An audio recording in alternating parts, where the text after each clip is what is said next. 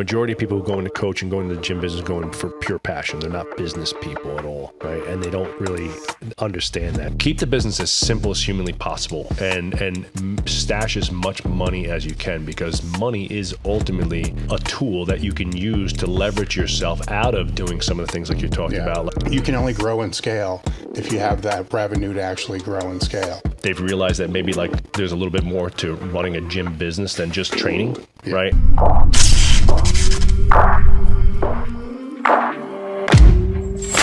All right, guys, we're back with another episode of Table Talk. Today, my guest is Dan Goodman and Joe Riggio. I always mess it up. And I even wrote, I do this all the time, RIDG space EO. Because that's how I would perceive and read it. But you guys have been with the Varsity House, owners of Varsity House, co-owners, CEOs, partners of the Varsity House since 2006, I believe, and have grown that to a 20,000 square foot location and are looking at expanding. Yes. And you have the Business of Strength podcast, and you are a mentor to gym owners as well. So there's a lot and have qualifications as trainers yourself. Yeah. Right. So I don't want that to get lost, but I don't want to spend a whole lot of time on that either, because that's probably not why people want to listen or what they want from you guys. Did I leave anything out of that? No, that's about it. I mean, I started the company in 2006. Very typical meathead journey, just love training, love sports, kind of always circle back to the weights. I was going through college, a lot of social family pressure to maybe go to med school, physical therapy school. I wound up getting a grad assistantship and staying and doing my master's. And I was training people all along. So since I was about 19 years old, I had kind of had a life-changing moment when I was a little bit younger and really wanted to be an entrepreneur at like a young age, like 14, 15. So knew in my back of my head I wanted to own a business. But, like I said, family pressure, social pressure, nobody really understood like training or open up a gym was like a viable business. So everybody was like, you could be a doctor, you can go to school and get good grades, be a physical therapist. So that was kind of the route. I was a scientist. I was a molecular biology. I was interviewing for PhD programs after that, and I was just like, I was going because that's what I was being told to do, but I was miserable. I was like, there's no way I want to do this for the next 20 years. And I was driving back up the Parkway in New Jersey from an interview down at Temple University, and I was like, I called my mother, and I'm like, I'm opening up a gym. I'm done with this crap. My life always circled back to the weights. It was my solitude, it was where I found, my own confidence and stuff like that as a kid. So, fast forward, I didn't have any money. So fast forward, I worked for a bunch of people for a few years, opened up in 2006. In walks Danny Goodman, college football player, needed help with his personal strength and conditioning. So I was his coach for the first 3 years. But we started working together right away in 2006. He wanted to make some extra money. He was very interested in the gym game as a business and kind of what he was going to school for. So I said, all right, man. He's kind of poking me to, do business with me and stuff like that. I said, hey, go get me some kids. Make me some introductions. Yeah. So the next day he rolls up with a carload of kids with his little brother and a bunch of friends. Said, get in there and train, you bunch of wimps, right? It made it easy. Yeah, it made it easy. And then, fast forward 3 years, I kind of had outstayed my welcome in the space that I was sharing with somebody else because my business was growing and I trained mostly high school and college football players. So, weights clanging and banging, heavy metal and gangster rap all day. And he had like a little basketball skills and drills program. It was like little kids and shit, right? So like, moms are coming in and, Tupac's like, fuck this, fuck. And the mom's like, he's like, you got to turn that down. He's got like 3 little girls over there doing shooting drills. And, I got a couple kids with their shirts off, nose torquing and chalking up and, going bananas. So I had to get out of there. I was basically asked to leave, and the timing was right. Dan was graduating. He said, look, man, I really want to do this gym thing. I'd love to do it with you. You've been a great mentor to me. You've been a great friend. I'm going to do it. I'm going to do it regardless. So either we do it together. He's like, I don't want to open up a gym across the street from you. Yeah, and shit. It was also 2009. There was no jobs. Right. There was, I didn't know what I wanted to do other than hang out in the gym all the time, and this is a natural fit. Right. So we started formulating a plan. He graduated in December of 2008, right? And we started meeting. We went to a bar, of course, over a couple beers, inked up a bullshit operating agreement on a napkin, you know, had 3 more beers, got really excited about what we thought was going to be the master plan. And then that following spring, we moved to our second location, my second location, the first location we shared, which was a smaller version. Absolute dump, you know, no AC, barely, you know, no windows, smelled like a wet dish rag. It was like it flooded a bunch of times, but it was ours and we loved it and we crushed it there for, you know, about 5 years before we built the current headquarters, which is that 20,000 square foot facility. And why we got into the business consulting, and that's kind of been a real big part of the business growth, I think for us was there was nobody doing it. And every time we went to a workshop, a seminar, we came out in 2005. I was out here when you guys did the original Elite FTS like workshops. It was like Alwyn Cosgrove, Joe D, Wendler at your old facility, and then you guys did a workshop that following summer, I believe, at Joe D's place in Jersey. And I was at both of those, and I'm like, man, I was following Zach Evanash, who's a good friend of ours now, and it was like, man, if these meatheads from Jersey can do it, so can we, right? They're flesh and blood just like us, you know. So what's the differentiator? These guys were really good coaches. I said, well, we got to get a little bit better at business, and so coaching other people in business really helped level up our game and forced us to go out and find business mentors and stuff like that, and that's kind of just been a big segment of what we do now. And now it's a completely separate and fast-growing business. We've basically doubled that business this year. It's been really great. Yeah, so to jump forward, what you have an event coming up, I believe, and then what are you looking at doing over the next year? And then we'll kind of go back to the origin story a little bit. Sure. So like coming up next week, I mean, well, this is like literally live time next week. So whenever this comes out, this might hit, but November 15 and 16, we're running Underground Strength Con with Zach Evanash, a couple guys local here, Anthony Schlegel, some of the guys you know from out here. That's just a big like strength carnival.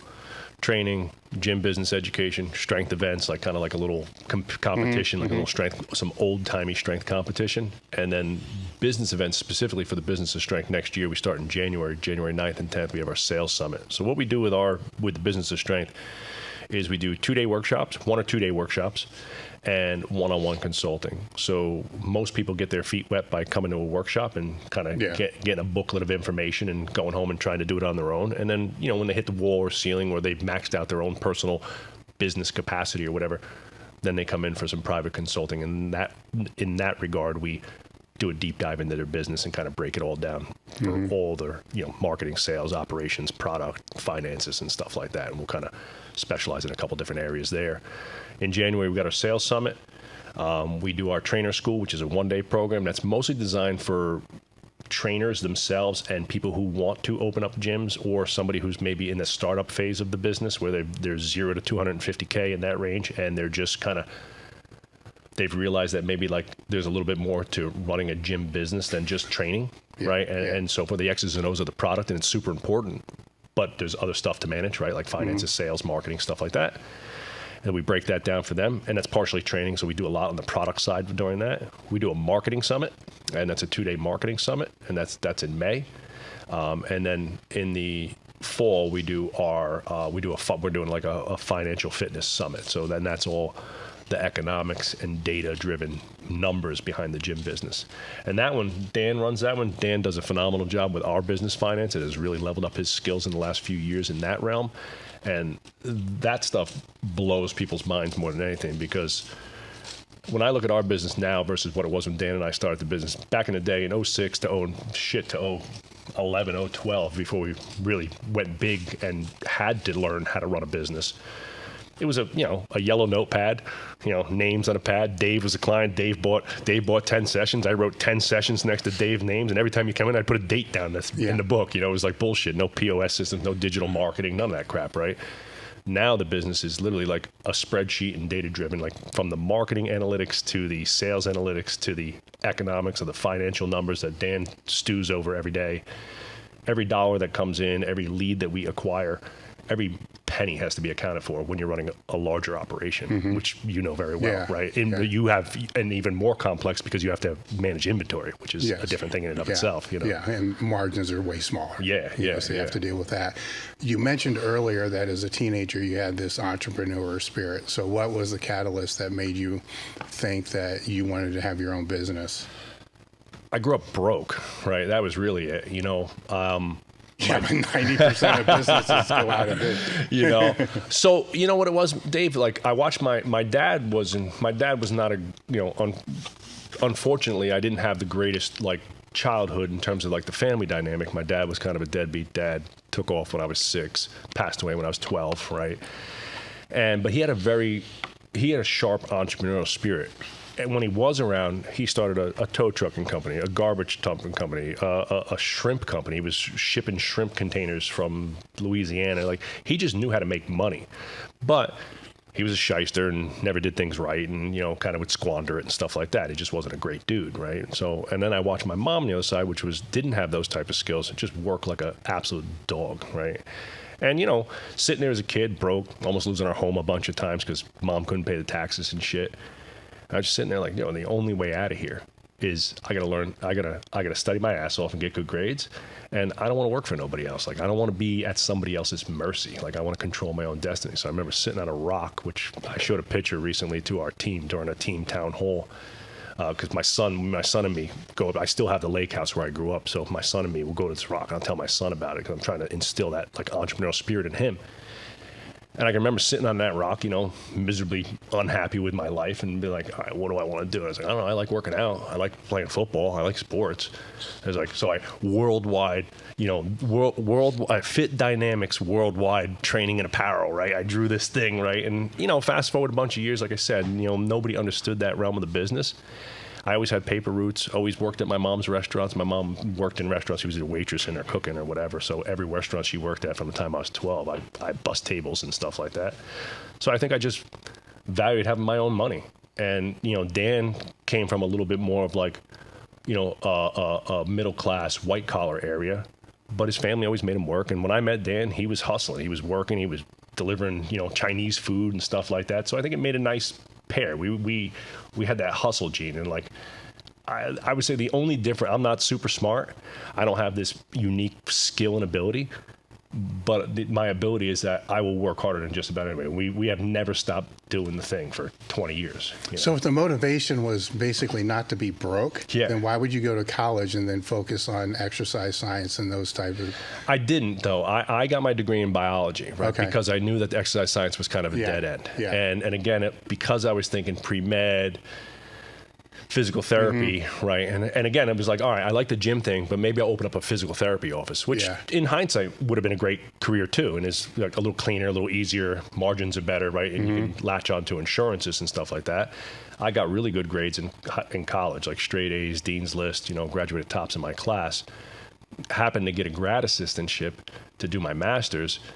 And I really enjoyed the research side of things. So I started kind of drifting, and everybody was like, again, my professors, my mom, my parents were like, look, you can go get your PhD, get a professorship job. They make about $150,000 a year.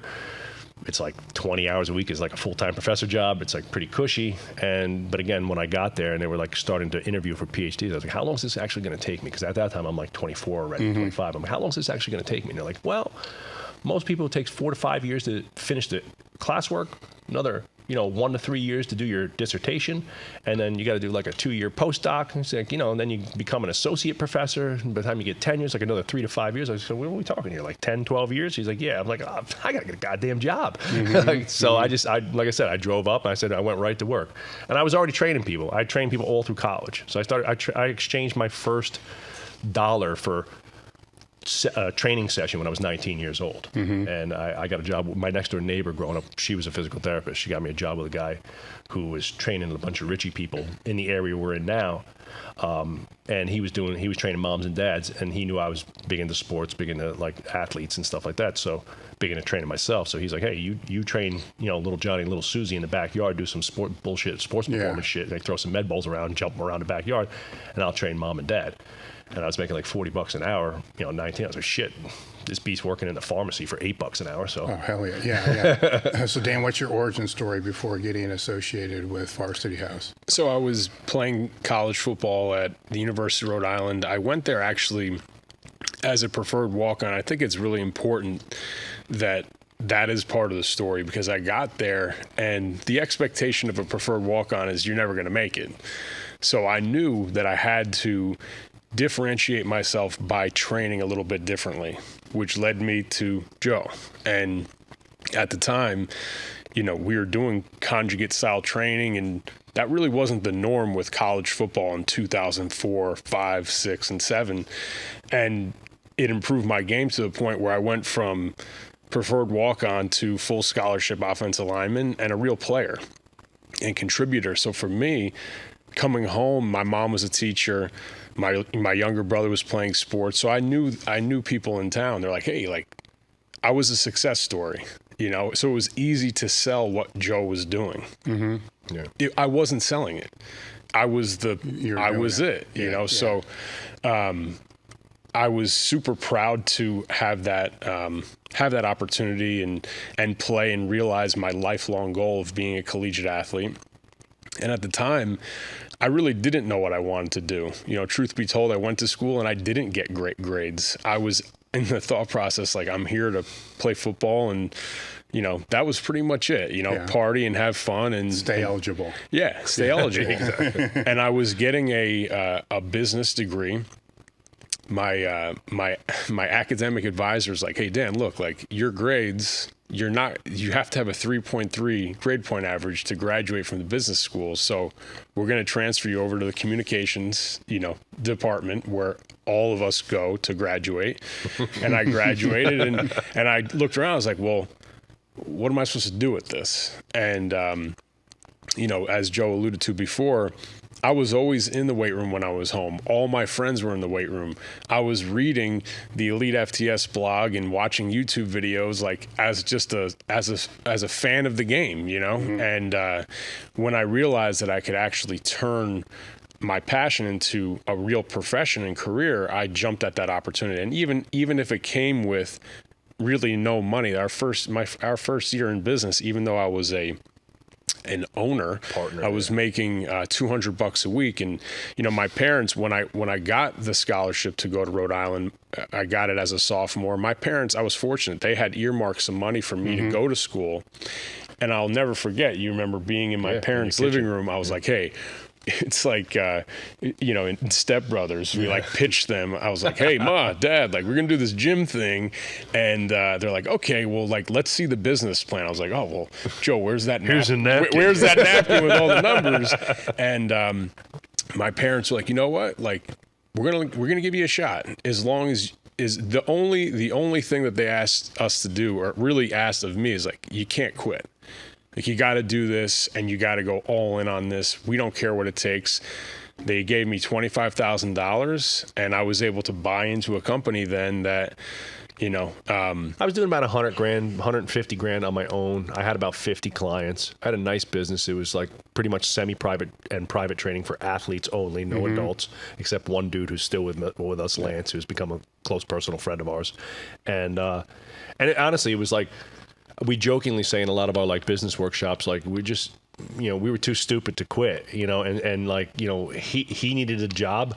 I desperately needed some help, and I had reached like a capacity issue where I was training 40, 50 sessions a week. I had taken like 5 days off in 3 years. I was training in the area that we were in. We had a big Jewish community.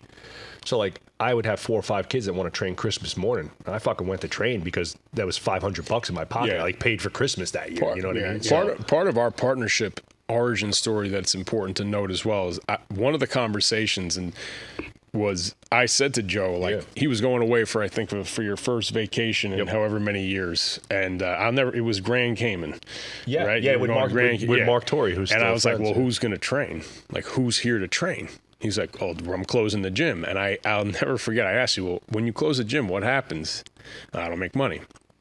And I said to you, not to be like an asshole, but I'm like, well, that doesn't seem like a business to me. Right. And it wasn't even meant to be like that. I think he was a kid. He was a 21-year-old kid. I wasn't saying it like that. Yeah, I get it. Yeah. And he's like, well, what the fuck, man? And I'm like, well, I didn't mean it like that. I just said, oh, why don't you flip me the key and I'll open, or I'll do something so that you can keep this thing going. And I think that was like a revelation, at least to give me the opportunity to say, hey, well, two of us is better than one of us. And at the time, right place, right time, as is the case for most businesses, being 22 or 23, I didn't care about working 7 days a week. I didn't care about living home. I didn't care about making no money. So at the time, making me a partner, I was basically free labor for years. Yeah. So what did this napkin look like? I'm very interested to know. It was at Cornerstone. Cornerstone Bar in Hillsdale. A wet napkin with beer stains on it. But Still basically, at the time when we came in, I had a little bit of like I said, the business existed for about 3 years. Was profitable, made money, did okay. I paid myself a decent living, right? But I had to get out of space, so we started looking for space. And basically the operating agreement was, if anybody quits in the first 5 years, you get nothing, right? The original split on the business was 60-40. I had 60, Dan had 40. We've evened that up since, and now we're equal partners on everything. And it was basically like, I'm going to do the product, be the head coach, the product, and the educational side. I have the tie to the university that I train at. So I'm like, I'm going to grab some interns. I'll be able to snag some interns from the university. So I'll run the education. I'll do all the trainer development. I'll find all the cool stuff like coming out to Elite, West Side, stuff like that. Like, who's doing the best stuff there. And Dan was going to help primarily with the marketing and sales, which he did, right? Because he was younger, he had connections in the community. He had just finished up, like I said, recently in the minds of the community. He was still just graduating college, so he knew all the coaches in the local town. So as soon as we partnered up, it was like, all right, you're going to go out and get business and help market the business, and I'm going to make sure the product and the people that we got running the business are doing what they're supposed to do. So every day when we did that, we went to work. I did literally an anatomy and physiology, biomechanics, and exercise science lesson every day for the first 2 years with him and the guy Mike, who's now our GM of our headquarters and our first quote unquote intern. Who now, if Dan was making $200 a week, Big Mike made $250 every other week and worked twice as much. It was working 60 hours a week. But again, he was another guy. First day of class, he comes into class, he's wearing an Inzer T-shirt, and I was like, this guy must lift. So we became we struck up conversation. I was like, all right, Dan, I think I got a guy who's, he's too stupid to say no. He wants to be a strength and conditioning coach, right? So we bring Big Mike in. Big Mike winds up literally turning out to be the greatest employee in all of strength and conditioning for the last 15 years. He's an amazing human and world-class strength guy, and competes nationally in strongman and stuff like that. Super strong dude. And he's just a great guy. So the three of us were literally like the three stooges in terms of business, but we trained our asses off, and the product was awesome, and we were crushing kids. And at one point in time, I think we had 11 high school kids that could all bench and squat and deadlift over 500 pounds, bench 400 pounds. We had animals in that place, animals. And what we lacked in amenities, moms would walk into this place and they'd be smelling it. It literally smelled like a dish rag. It was disgusting, right? There was not a window in the place, right? And it was just like a dungeon. And, it was not a place where most adults would want to train. And then, the first 2 years we were in business together, 09 and 010, we almost went out of business by November because we only trained football players. And we weren't the sharpest business people. So August would come, we'd be waving everybody out the door, to go to camp. And I'm turning pale white, and I'm looking at Dan. I'm like, yo, we're going to be out of money by November, right? The cash flow is going to be gone. So we had gone out and flew out to Louisville to meet with Pat Rigsby. Do you know that name? So Pat's an OG business coach in the industry. Pat was running a 2-day sales summit, and Dan and I went out there literally like deers in the headlights, and they're talking front end offers, conversion rates, all data analytics on sales, and I'm they're speaking hieroglyphics, Sanskrit, right? Holy smokes! What's your attrition percentage? What is attrition? Yeah, exactly. What is it? Is it clients leave? I was like, nobody leaves our business. He's like, all right, guys, you need help. And basically, Pat was like, I think I found what the problem is, boys. He's like, whoa. He's like, you don't know shit about business, right? And we took that to heart, man. We took that, and we when we got home, we were like, all right, man, the training thing we got going on is pretty damn good. We had a good product. We had a good training model. The training was hardcore and badass. And I said, we probably don't need to go to another hammer strength workshop or something like that, right? And no offense to any of those things. They were great, but it was I hadn't read one book on business. I had a master's degree in biology, molecular biology, minor in chemistry, had read every Russian journal, read everything that was ever on Elite, everything that was on T Nation, everything Westside had put out, right? All the old original Louis articles, right? And I had never spent 1 second studying business. And after that changed. On the way home, I ordered a bunch of books and got to reading, and kind of the rest is history there. So during those original years, if I'm to take a more broad overview of this, when it was just you, if we have position statements, right? And you have 7 or 8 positions that you're doing. You're doing sales, you're doing the coaching, you're doing the janitorial work, you're doing the management. So you have all these position statements that are all kind of falling on you. You bring him in, right? Then you run into this dilemma of, okay, you're going to do what a lot of gym owners or just business owners in general will do is when they bring somebody else on, they'll move over just the shit that they don't want to do, but they don't move over the entire position. So when you say that the sales and the marketing went to him, was it just the aspects of the sales and marketing that you didn't really want to do and you kept with the other main things, or did the whole position move? Great question. Well, that creates conflict in the first years. Oh, we had tons of conflict. We stepped on each other's toes all day and night for 5 years, because before, so again, in the original start of leveling up the business aspect and our business knowledge, we primarily focused on marketing and sales, right?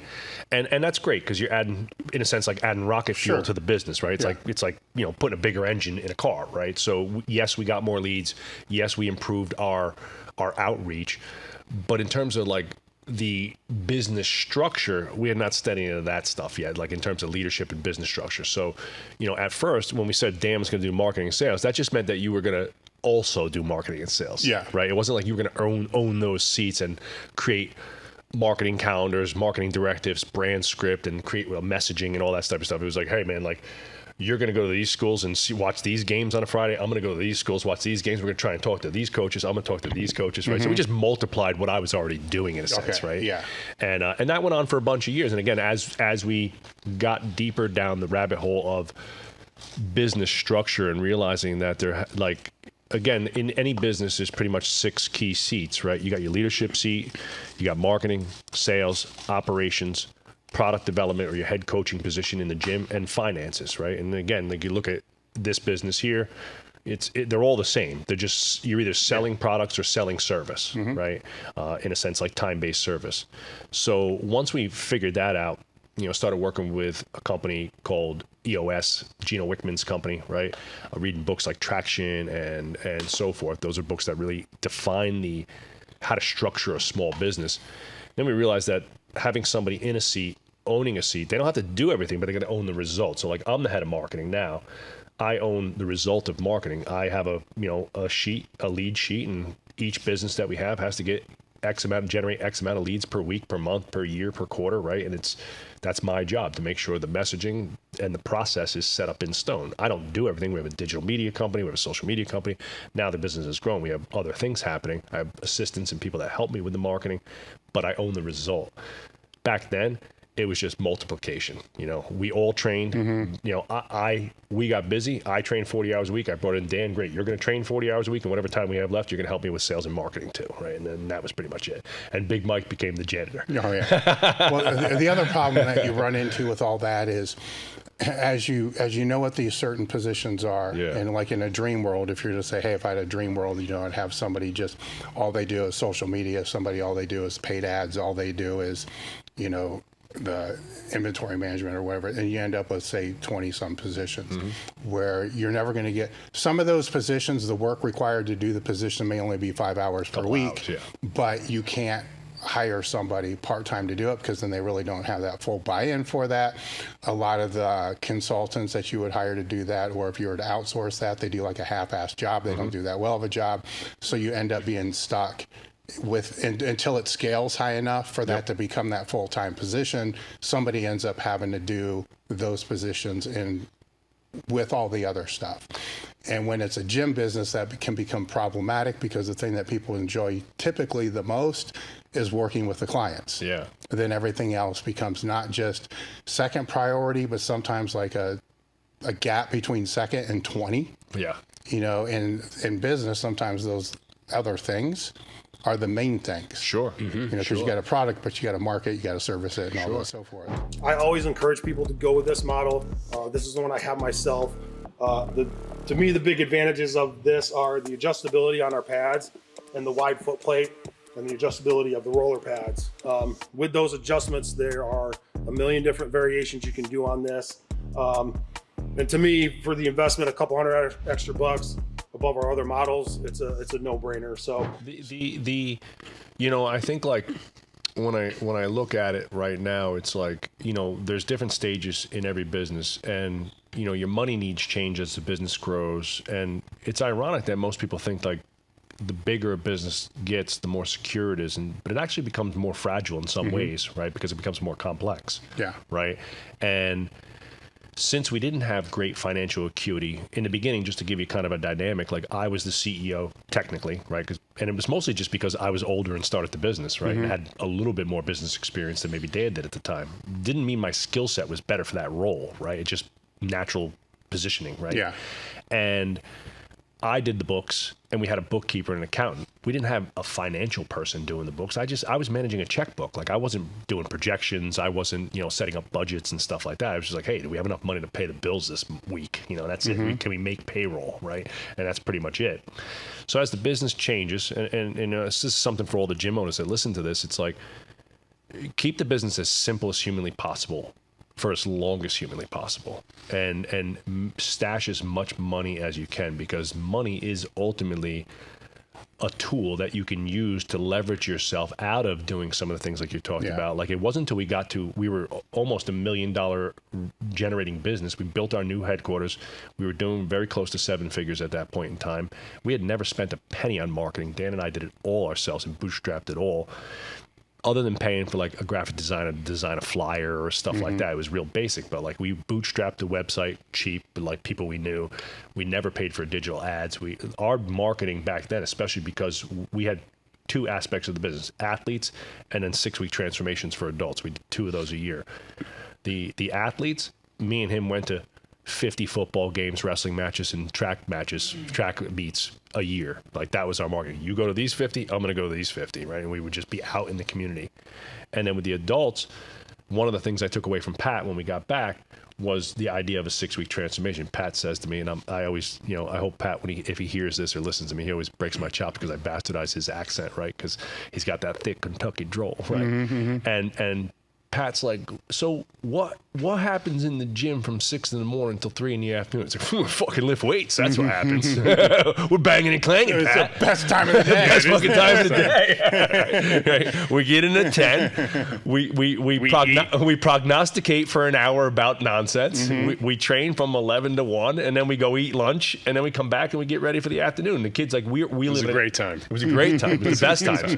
We live in an area where there's a lot of parochial schools, so like we would get kids coming in pretty early, like 2:30, right? Yeah. So about 2:30, kids would start rolling, and we get to train, right? And that's it. You put the volume on 10.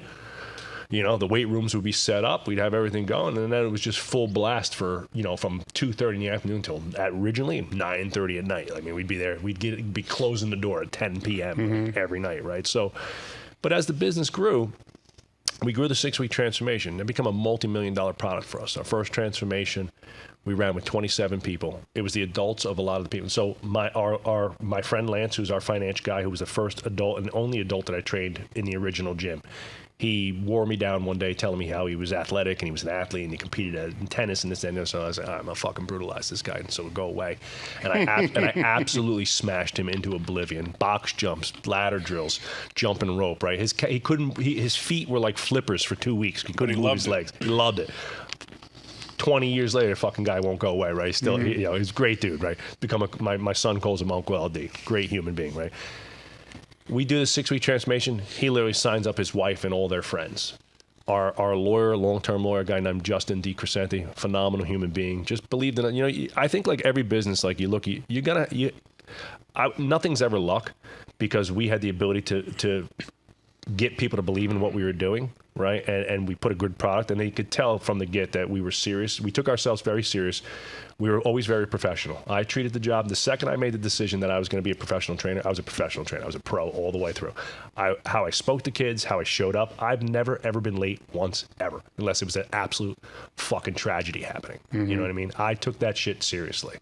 And I remember like having conversations with Dan many times when we started up, like how we dress, how doing our hair, like everything matters, because nobody gives a shit about, you know, two dipshits from Jersey running a gym. Like they can go anywhere. It's not like when you show up to Ohio State and so-and-so's the strength coach. Like you had no choice. You know, here it's all a bunch of kids with money and stuff like that. And they're like, all right, these guys are dicks. Let's go somewhere else. Right. So we came back with a 6-week transformation. We had 27 people do that program. All 27 of them signed up for the gym. I'm like, shit, maybe we'll start training adults here. So we started opening up a couple morning classes, and that really transformed the business. Fast forward, you know, that was 2011. We ran that first one, the spring of 2011. So we went to Pat's Sales Summit in 2010. Come back in 2011, we start the first 6-week transformation. We sell it out. We started adult membership. Fast forward now, that program has made almost $5 million, right? As a program. We do that twice a year. We've done that twice a year for 15 years now. It'll be 15 years. And it's still one of our biggest programs for adults. And then we had athletes. So, you know, as the business grows, the finances grow, we've been able to outsource more. So now we have a digital ad agency that runs our ads, does our websites, stuff like that. We have a social media team that we have a company that we use for that, right? But you don't have to. You just have to find the time. And I think time management and a new business for young gym owners is finding the right balance of, you know, the product side of it and training and, you know, running the business. And I think like if I could go back and do a little things differently, I just would have put some more guardrails around that to focus a little bit more on the business side and made it like, all right, I'm only going to do 25 sessions a week, and then I'm going to hire somebody, because then at that point I won't be able to run the business. But I didn't think like that. I was like, oh, I'll do 50 sessions and I'll work on the business on Sunday mornings for 2 hours, and that's not enough. Yeah, well, it's a tough call though too, because when you're going to do half the billable hours, and then you're going to bring in half of the revenue. It is. It's tough. I mean, it's definitely a balance, you know. But again, the only way you scale a business is with people, right? The two differentiating factors that I would say in all the gyms that we've seen, you know, we see over 100 gyms a year in our consulting company and our workshops, right? Individual gyms. The successful ones have really good marketing and they have really good people, right? And if you can't scale those two things, you're never going to be successful, because at the end of the day, to the average individual, the average Joe, you know, like our avatar, our 40 to 60-year-old busy mom and dad, or our, you know, high school, junior high school, or grammar school athlete, the X's and O's are way less important than are they having fun? Are there cool people there? And we all know that marketing wins the game, right? McDonald's is not the best hamburger in the world, but they're a multi-billion-dollar company in every country on planet Earth because of, you know, phenomenal marketing and systems and people that run that company. So that's kind of some of the lessons that I've learned there. Like you can, I hate to say this in front of a guy who has prioritized training his entire life and made that your thing, but like, it's okay to have a A- product or a B+ product and have a great set of people who care and are good mentors and good coaches. If the product is not like, you know, you don't have to be Charles Poliquin to run a really good gym. Well, you have to look at who you're training. Correct. Right? I mean, you can have A knowledge, but you're never going to have more than a C student. Correct. You know, so that's now going back to the earlier years. What were some of the pain points when you were trying to scale before that clinic? Because that's where a lot of the people that you're going to mentor now, I mean, that's kind of what they're dealing with. One of the things that kind of comes to my mind is, you know, that first off, they need to know their numbers. So we're just going to assume they kind of know their numbers, but they don't. But they need to know the difference between a gross margin and a net margin. But you can only grow and scale if you have that revenue to actually grow and scale. And as you're actually growing a little bit, the temptation to just keep paying yourself more becomes that big temptation. So then the net's never really there. The cash flow is never really there to be able to hire somebody else, unless at some point in time you determine. I did it based upon tax brackets. You know, like, here's where this tax bracket is. I go to the next tax bracket. I'm going to have to pay more. Right. So I'm just going to sit at this tax bracket. And then that allows cash, you know, to be able to grow. And then now we're at a stable level. We can actually bring somebody in because there is the cash flow to be able to do that. But what most people will do is not make that decision. Just say, look, I'm just going to pay myself that extra 10 or 15 grand. You know, as that as an example, was that one of the things that you were kind of paying attention to, and what were some of the other conflicts you had early on? In terms of tax brackets, definitely not. Well, it's just as far as how much you're going to pay yourself. Yeah, of course. Again, the biggest pain point in the business, the biggest in every business that we work with, is the lack of financial acuity. I could manage a checkbook. That's it. At that time, I had never read, or studied, or understood any type of economics of business, right? It was simply money in, money out. You know, hey, we took in $10,000 this month. We paid all our bills. There's $5,000 left over. Here's $2,500 for you, $2,500 for me, right? And we kind of ran it like seat of our pants. So the pay that we took, the irregularity that it was, meant that there was a lot of ups and downs. You know, there were plenty of times when Dan and I didn't take a paycheck, and there was plenty of times when Dan and I took too much of a paycheck, probably because it didn't stabilize cash flow. Yeah. So, I mean, if I was going to open up a gym right now, brand new, not being who I am right now, I would recommend that you go out and you have to study these things. You got to get some books on, you know, business finances and stuff like that, or go take some courses in that. Not college courses. So you can take there's a lot of outside the educational realm that. For people listen to this, there's two metrics that, you know, we deal with. We run a very open book company in terms of finances and things like that. When we went on our growth plan, which I'm sure we'll get to in a bit, we opened personal training businesses. Those personal training businesses, Varsity House Personal Training, there's 2 of them open now with the goal of having 5 in the next 3 years. There's 2 things that we went into that with our eyes wide open is, okay, well, what is our price point? And what is the capacity per session? So for somebody that's listening to this, our biggest issue in the beginning, and when we really had those troubled years financially, we had no idea what our capacity was outside of like, hey, there's 3 of us, we could take 25 kids, but we weren't monitoring how much money per hour we were actually making, and we had no idea what the market was willing to pay us because I was 23, you were 33, or like, shit, somebody's willing to pay us $500 for 10 weeks of training. Cool.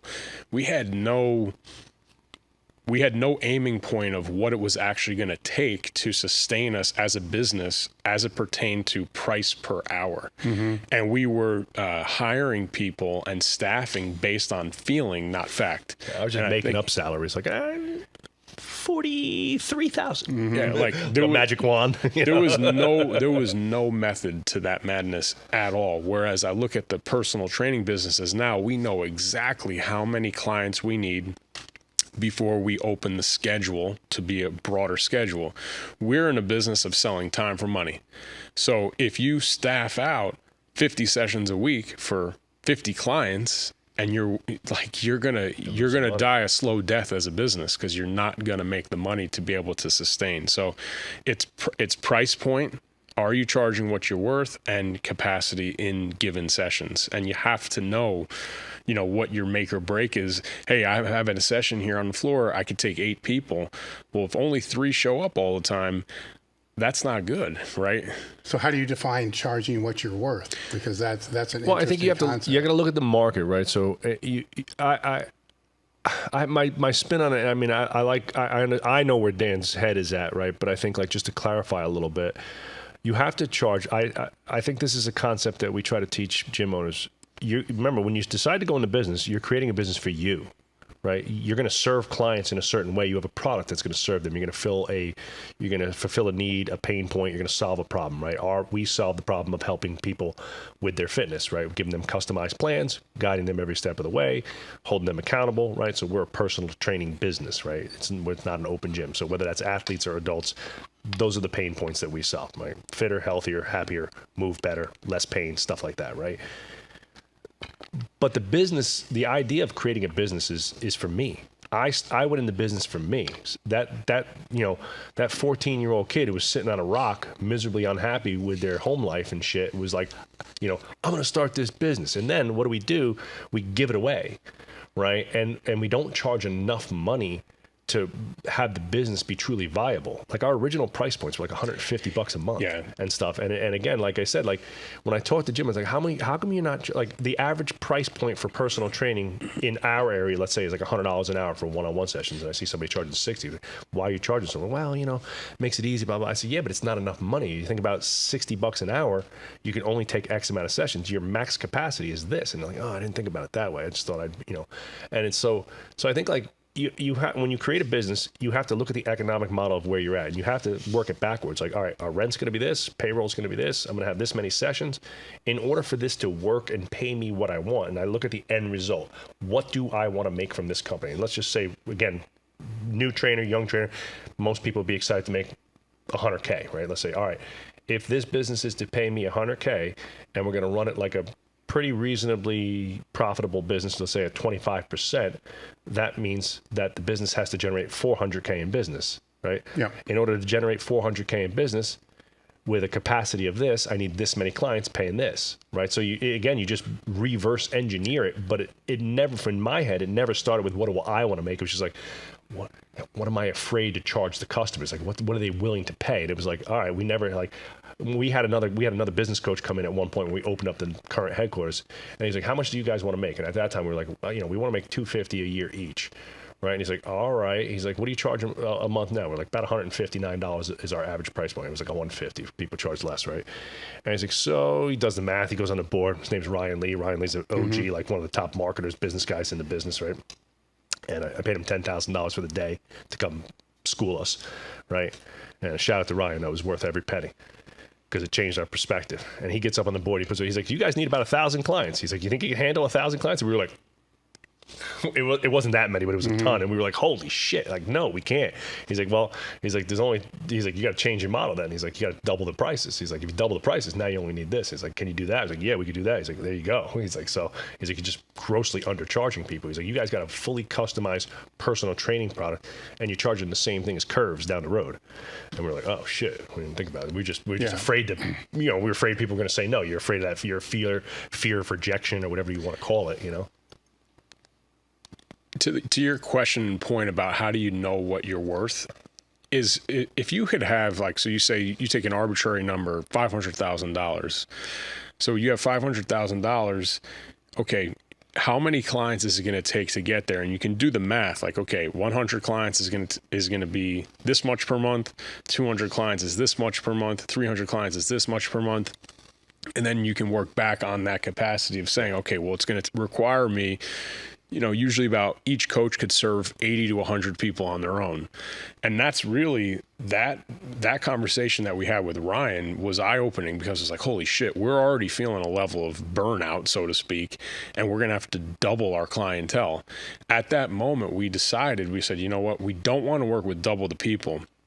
We want to provide value in a service that, is different than what our competitors locally are doing. So let's layer in nutrition. Let's layer in the in-body scale. Let's get better equipment. Let's provide some service and amenities that are valuable, and hire coaches that have real experience, not, you know, a 21-year-old intern. Not that there's anything wrong with that, but we went out and we decided to spend money on true strength coaches. We decided to spend money on real strength equipment, when before that it was just like, you know, shit. Yeah, it sucked. So we made a decision on a price point that we felt comfortable with, and then we knew exactly, okay, we worked back from there and said, okay, well, this is our scorecard. Like, this is how many clients we need, and based on our attrition percentage that we now understood, okay, we're going to have to gain 3 clients a week for a year to get to where we need to be as a business. And it gave us, like, you know, resident perspective. It's like a training plan. Okay, here's the goal. Here's our, this is where we want to go. Okay, well, as soon as you figure out the goal, you work backwards on a training plan. The same thing is applied as a total revenue. Hey, this is the total revenue goal. This is how many clients is going to take at this price point. And obviously along the way, there was certain times where we overshot the price. We're like, oh shit, we better back up here. while we continue to build some value and get real results. So, you know, people could speak of what's happening here and the social proof. Once the social proof started to roll that it was acceptable for people to be paying $300 or $400 a month for personal training, if people are getting results and they're enjoying the community, it's like anything else. Will start to roll in your favor. But I mean, from that conversation until now, we've more than doubled our price point, and we have less clients at HQ today, making considerably more money, which has, you know, enabled us to it's probably the reason why we're sitting here today, even as a business, because the path that we were on was not a sustainable one. So there's lots of different variations of the dead bug. One of the reasons why I like utilizing a band where you're just gonna hook a band up kind of over your head and have it here is because doing this engages the lats. It also engages the core and pulls the rib cage down. One of the big things people struggle with in the squat is they flare their rib cage up. Again, we don't want this kind of open scissor position. We wanna make sure we're connecting the rib cage into the pelvis so we have better lumbopelvic orientation. So utilizing the band, we'll just kind of bring this up here. That way we have constant tension into the lats, into the core, bring the knees up. Again, really focusing on keeping the rib cage down. Now, from here, lower the leg, come back up, alternate. And also, you know, I think a lot of things in that time frame too, Dave, like there was a lot of businesses were going bigger, more volume. Hell yeah. And this micro gym thing that's really hitting now wasn't really a thing. Like even now though, when I speak to a lot of gym owners, I'm like, what's the next move? I got to get a bigger gym. And it's like, hold on, dude. Like, let's chill, because we're probably not optimized, and maybe it's better to open up another smaller gym in another community and just maximize that community as well, right? You move, you know, go an hour down the road, open up another community, extract from that community. Extracting from a new community is going to be easier than extracting another 150 members from the same community, right? It gets harder as it's just, again, I always use the analogy of bench pressing, right? You know, 135, no problem. 225, high school. You know, like 315, college. 405, most people never hit it, and you know, other than yourself, you know, most people only know a handful of people who could ever even sniff 500-pound bench press, right? Well, it's the same thing in business. Getting to your first 100K, brainless. Right? Getting to 250 takes a little work. Getting to $500,000, some people never get there. Most people never even sniff $1 million gym, and to go beyond that takes incredible amounts of work, right? And like, again, so sometimes going from $1 million to, let's call it $1.5 million, which is like every gym owner's like, yeah, it's a bigger gym, and you know, gotta get this thing to $2 million, right? And it's like, all right, well, that might not be worth the work, right? And like, maybe you got a professional football player that already squats 500 pounds or 600 pounds, and it's like, is getting him to 650 changing his game? No. So it's like, all right, so the work that it's going to take to go from $1 million what's the cost to 1.5, if we just kept it at 1.2 and we found an optimized set point, and that place generates, you know, a 25% revenue for the next 20 years, and you can go off and open up another place because that place is autonomously running, that's a way better business model, right? Well, you kind of touched on something that's really important, and I think not really understood, is people will understand the concept of, you know, charge what you're worth, right? And it's very easy to go online and say, what's the average salary of X? Right. Then you get this range based upon it. Like, holy shit, that's like less than what I get now. Mm-hmm. But you can your worth is ultimately determined by what the market is willing to pay. Mm-hmm. Yep. Right. So if you don't change the value of what that worth is, you know, so if it's in any other environment, it's increasing the skill sets are going to enable, you know, the business to generate more revenue or whatever it is. Yep. So as you were speaking there, as you're doing that, you're also trying to increase the value, the marketplace value of what it's worth, right? Because a small jump you can probably do painlessly. Yeah. And nobody's really going to care. Right. But to be able to scale it up to 1.5 or 2 times, but your product isn't better. Right. And in the gym business, the product can be the equipment that's in there, the systems that are operating, yes, the testimonials, the marketing, all those other things kind of feed into all that, to where what I typically see is they'll want to increase the price, but they're not increasing their market value. They may know training very well. Yes. And then bitch about the fact that they know training and that they're a better trainer than everybody else, and even go as far as to say the other people just have better marketing, but they're shitty coaches. Yes. And it's interesting, right? So in one aspect, they need to learn their product. This other person needs to learn the product a little better, which maybe they don't because they have C students. but at the same time, they're kind of also saying, I should probably learn marketing and how to increase the value of the actual product, but then they won't. It's perceived value too, right? Yeah. And like the one thing, sorry to cut you off there, okay. is 20 years, I'm used to it. in 2012, 2013, I recently, in next week's presentation, I'm going to talk about this, but we were marketing the A students like all the time. That's what we did. And to you know, to an extent, it helped us. It helped us with notoriety. It helped us locally. And we were in a neighborhood like Joe DeFranco, like he's down the block, like doing awesome things. And we wanted to be like that. So we thought that that's what it was going to take. So we took our pros or pro hopefuls and college kids, and that's all anybody ever saw. And to, you know, normal, you know, Dans and Joes, like it was almost like off-putting to some people, where we started to redirect our marketing focus, where it wasn't just about us or the authority that we were trying to gain in the industry amongst our peers and, you know, the 5 kids that we had to go play in the NFL. And it started to be the kid that was on JV that made varsity, and the kid that was 30 pounds overweight that lost the weight and made the team. And once we started to really focus our energy on the normal freaking people that were coming to the gym, that are just as cool as everybody else, our business marketing and the social proof of what we were doing locally fucking took off. Yeah. And it really was a finding the huge right difference. message was important too. I think you know, we spent a lot of time, and again, like one of the things that I was kind of passionate about was the marketing side, and so, you know, as Dan kind of worked towards leveling up his skills on the finances and the leadership side of things, I dove down the rabbit hole of improving our messaging, our culture, the perception of what was happening at inside the gym.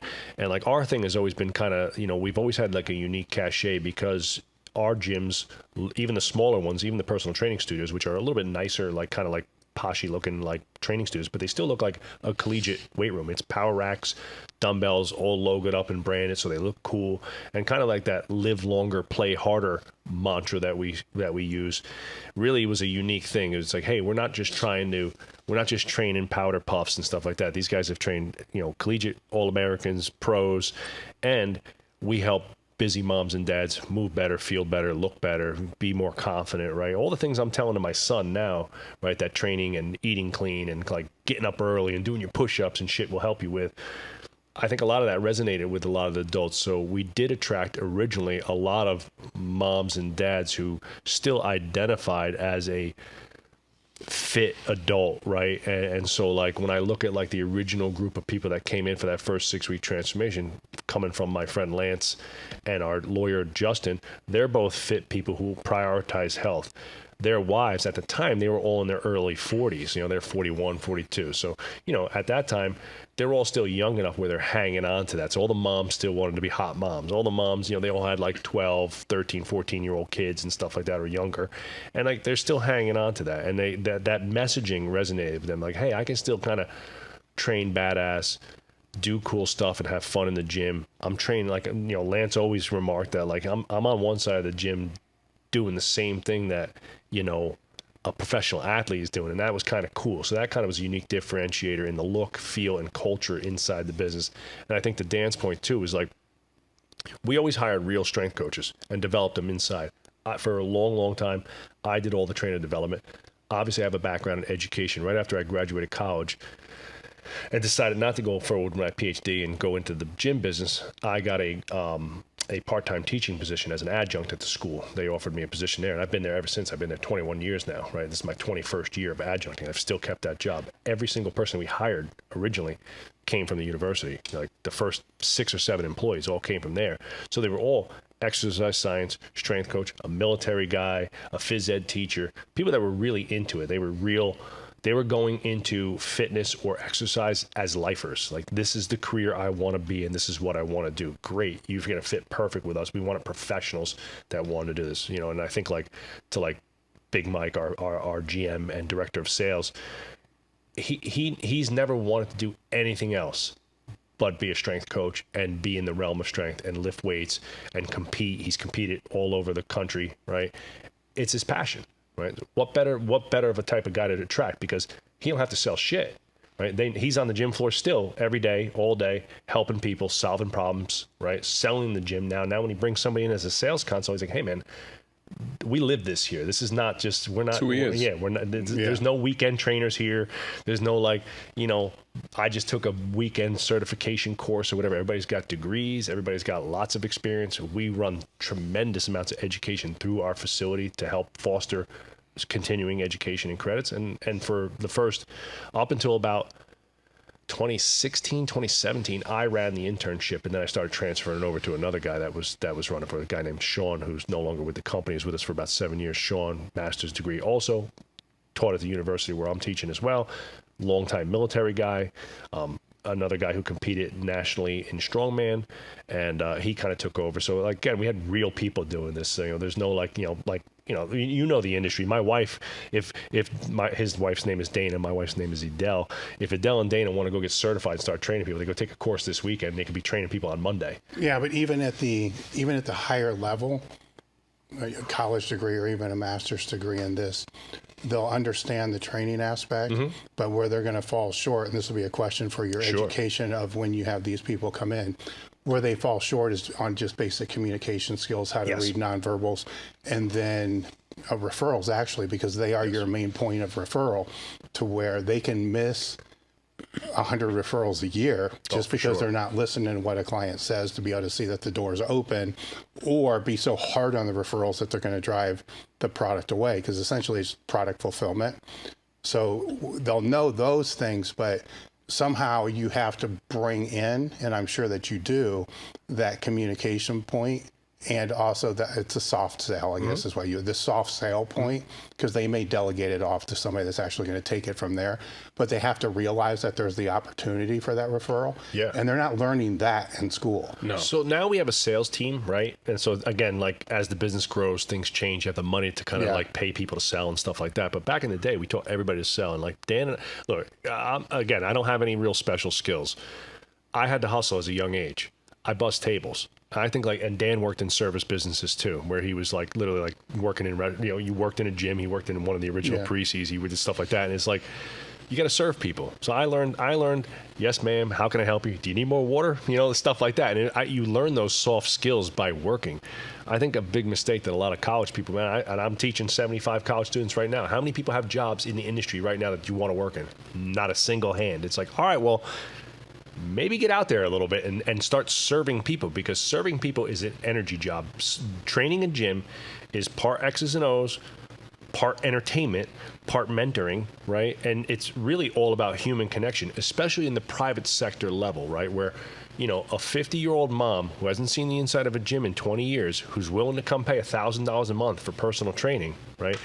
You got to engage her. You got to be cool. She's got to feel like she's got this awesome advocate in her back pocket all the time, right? That's just this, I just hired this awesome new coach.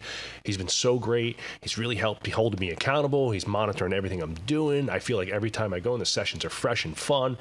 Do you think she gives a shit about whether or not she's doing a hex deadlift, a barbell deadlift, a back? She don't give two shits. She just wants to come have fun. She may not be speaking to anybody outside of her own family. And you walk into Varsity House. Obviously, we never, we've had some people tell us we should have rebranded it and all this stuff, and we were just like, fuck that. Like, our brand is strong. We love our brand.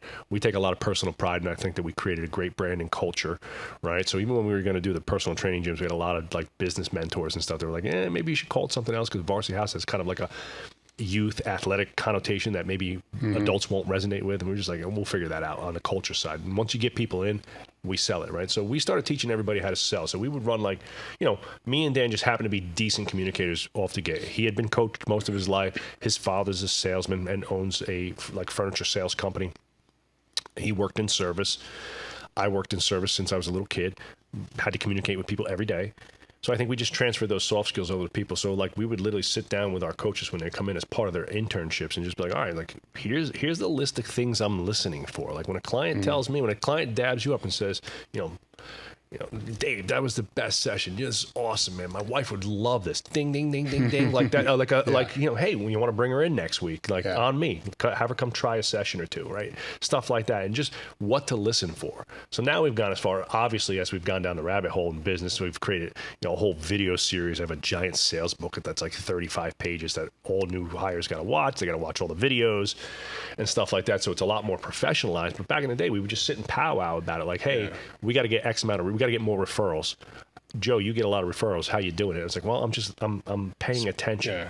Speaking about the interpersonal cues, like one of the first things, and obviously we've been out here before, but we come and park, and I go to the elite sign, take a picture. I was like, hey Joe, look at the core values on the sign out here. We got to get our core values on our signage, because the values in a company, it sets the precedent for the type of people that are going to want to work in that company as well. And for us, it's hungry, it's humble, it's committed to excellence, and we've added an addendum, a fourth core value of being socially smart.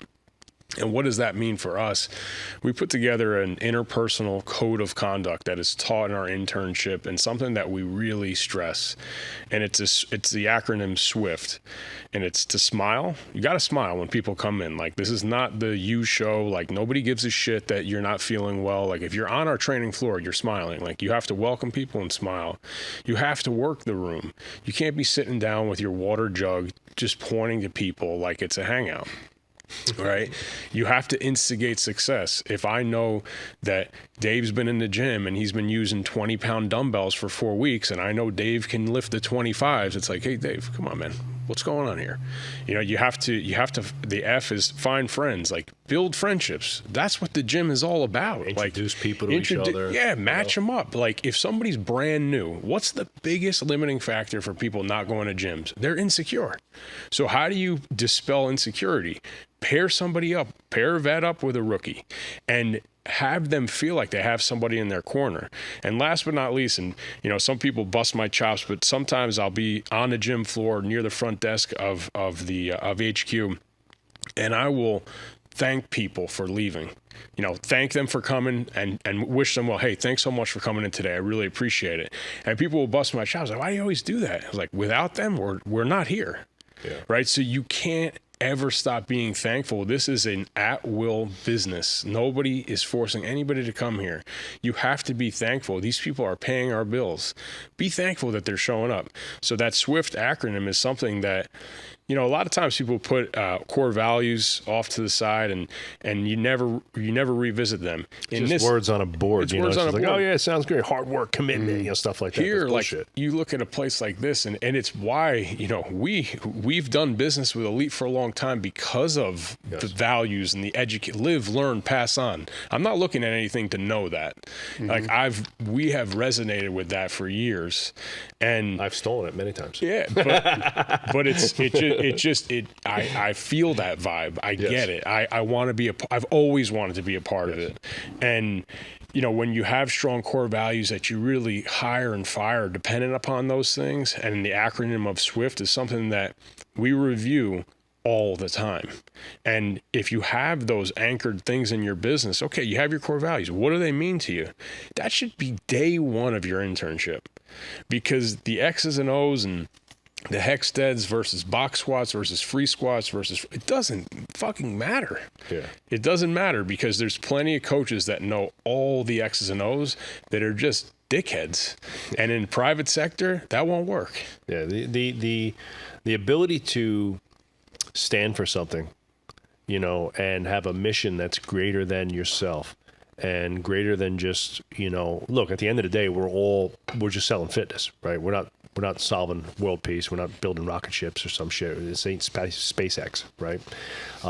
So everybody's got the same mechanisms, right? They're all teaching, squat, lunge, hinge, push, pull, carry, shit like that, right? They all have... Hopefully. They all have, weights, right? They got some barbells and some dumbbells, right? So what really differentiates one gym from the next is the internal culture. And obviously that all starts, with Dan and I.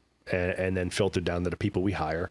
And like when we sat down and kind of went through some of these stuff, and I see other companies like yourselves who had like a really great set of core values, and those core values are obviously, Dave, a reflection of yourself and your own personal values, and then it kind of translates over to the people you hire and so forth. And you look for other people who are focused, hard workers that you can trust, that are dedicated to the realm of strength, right? That also want to live, learn, and pass it on. They're not selfish with their knowledge, their information, right? They're sharing openly.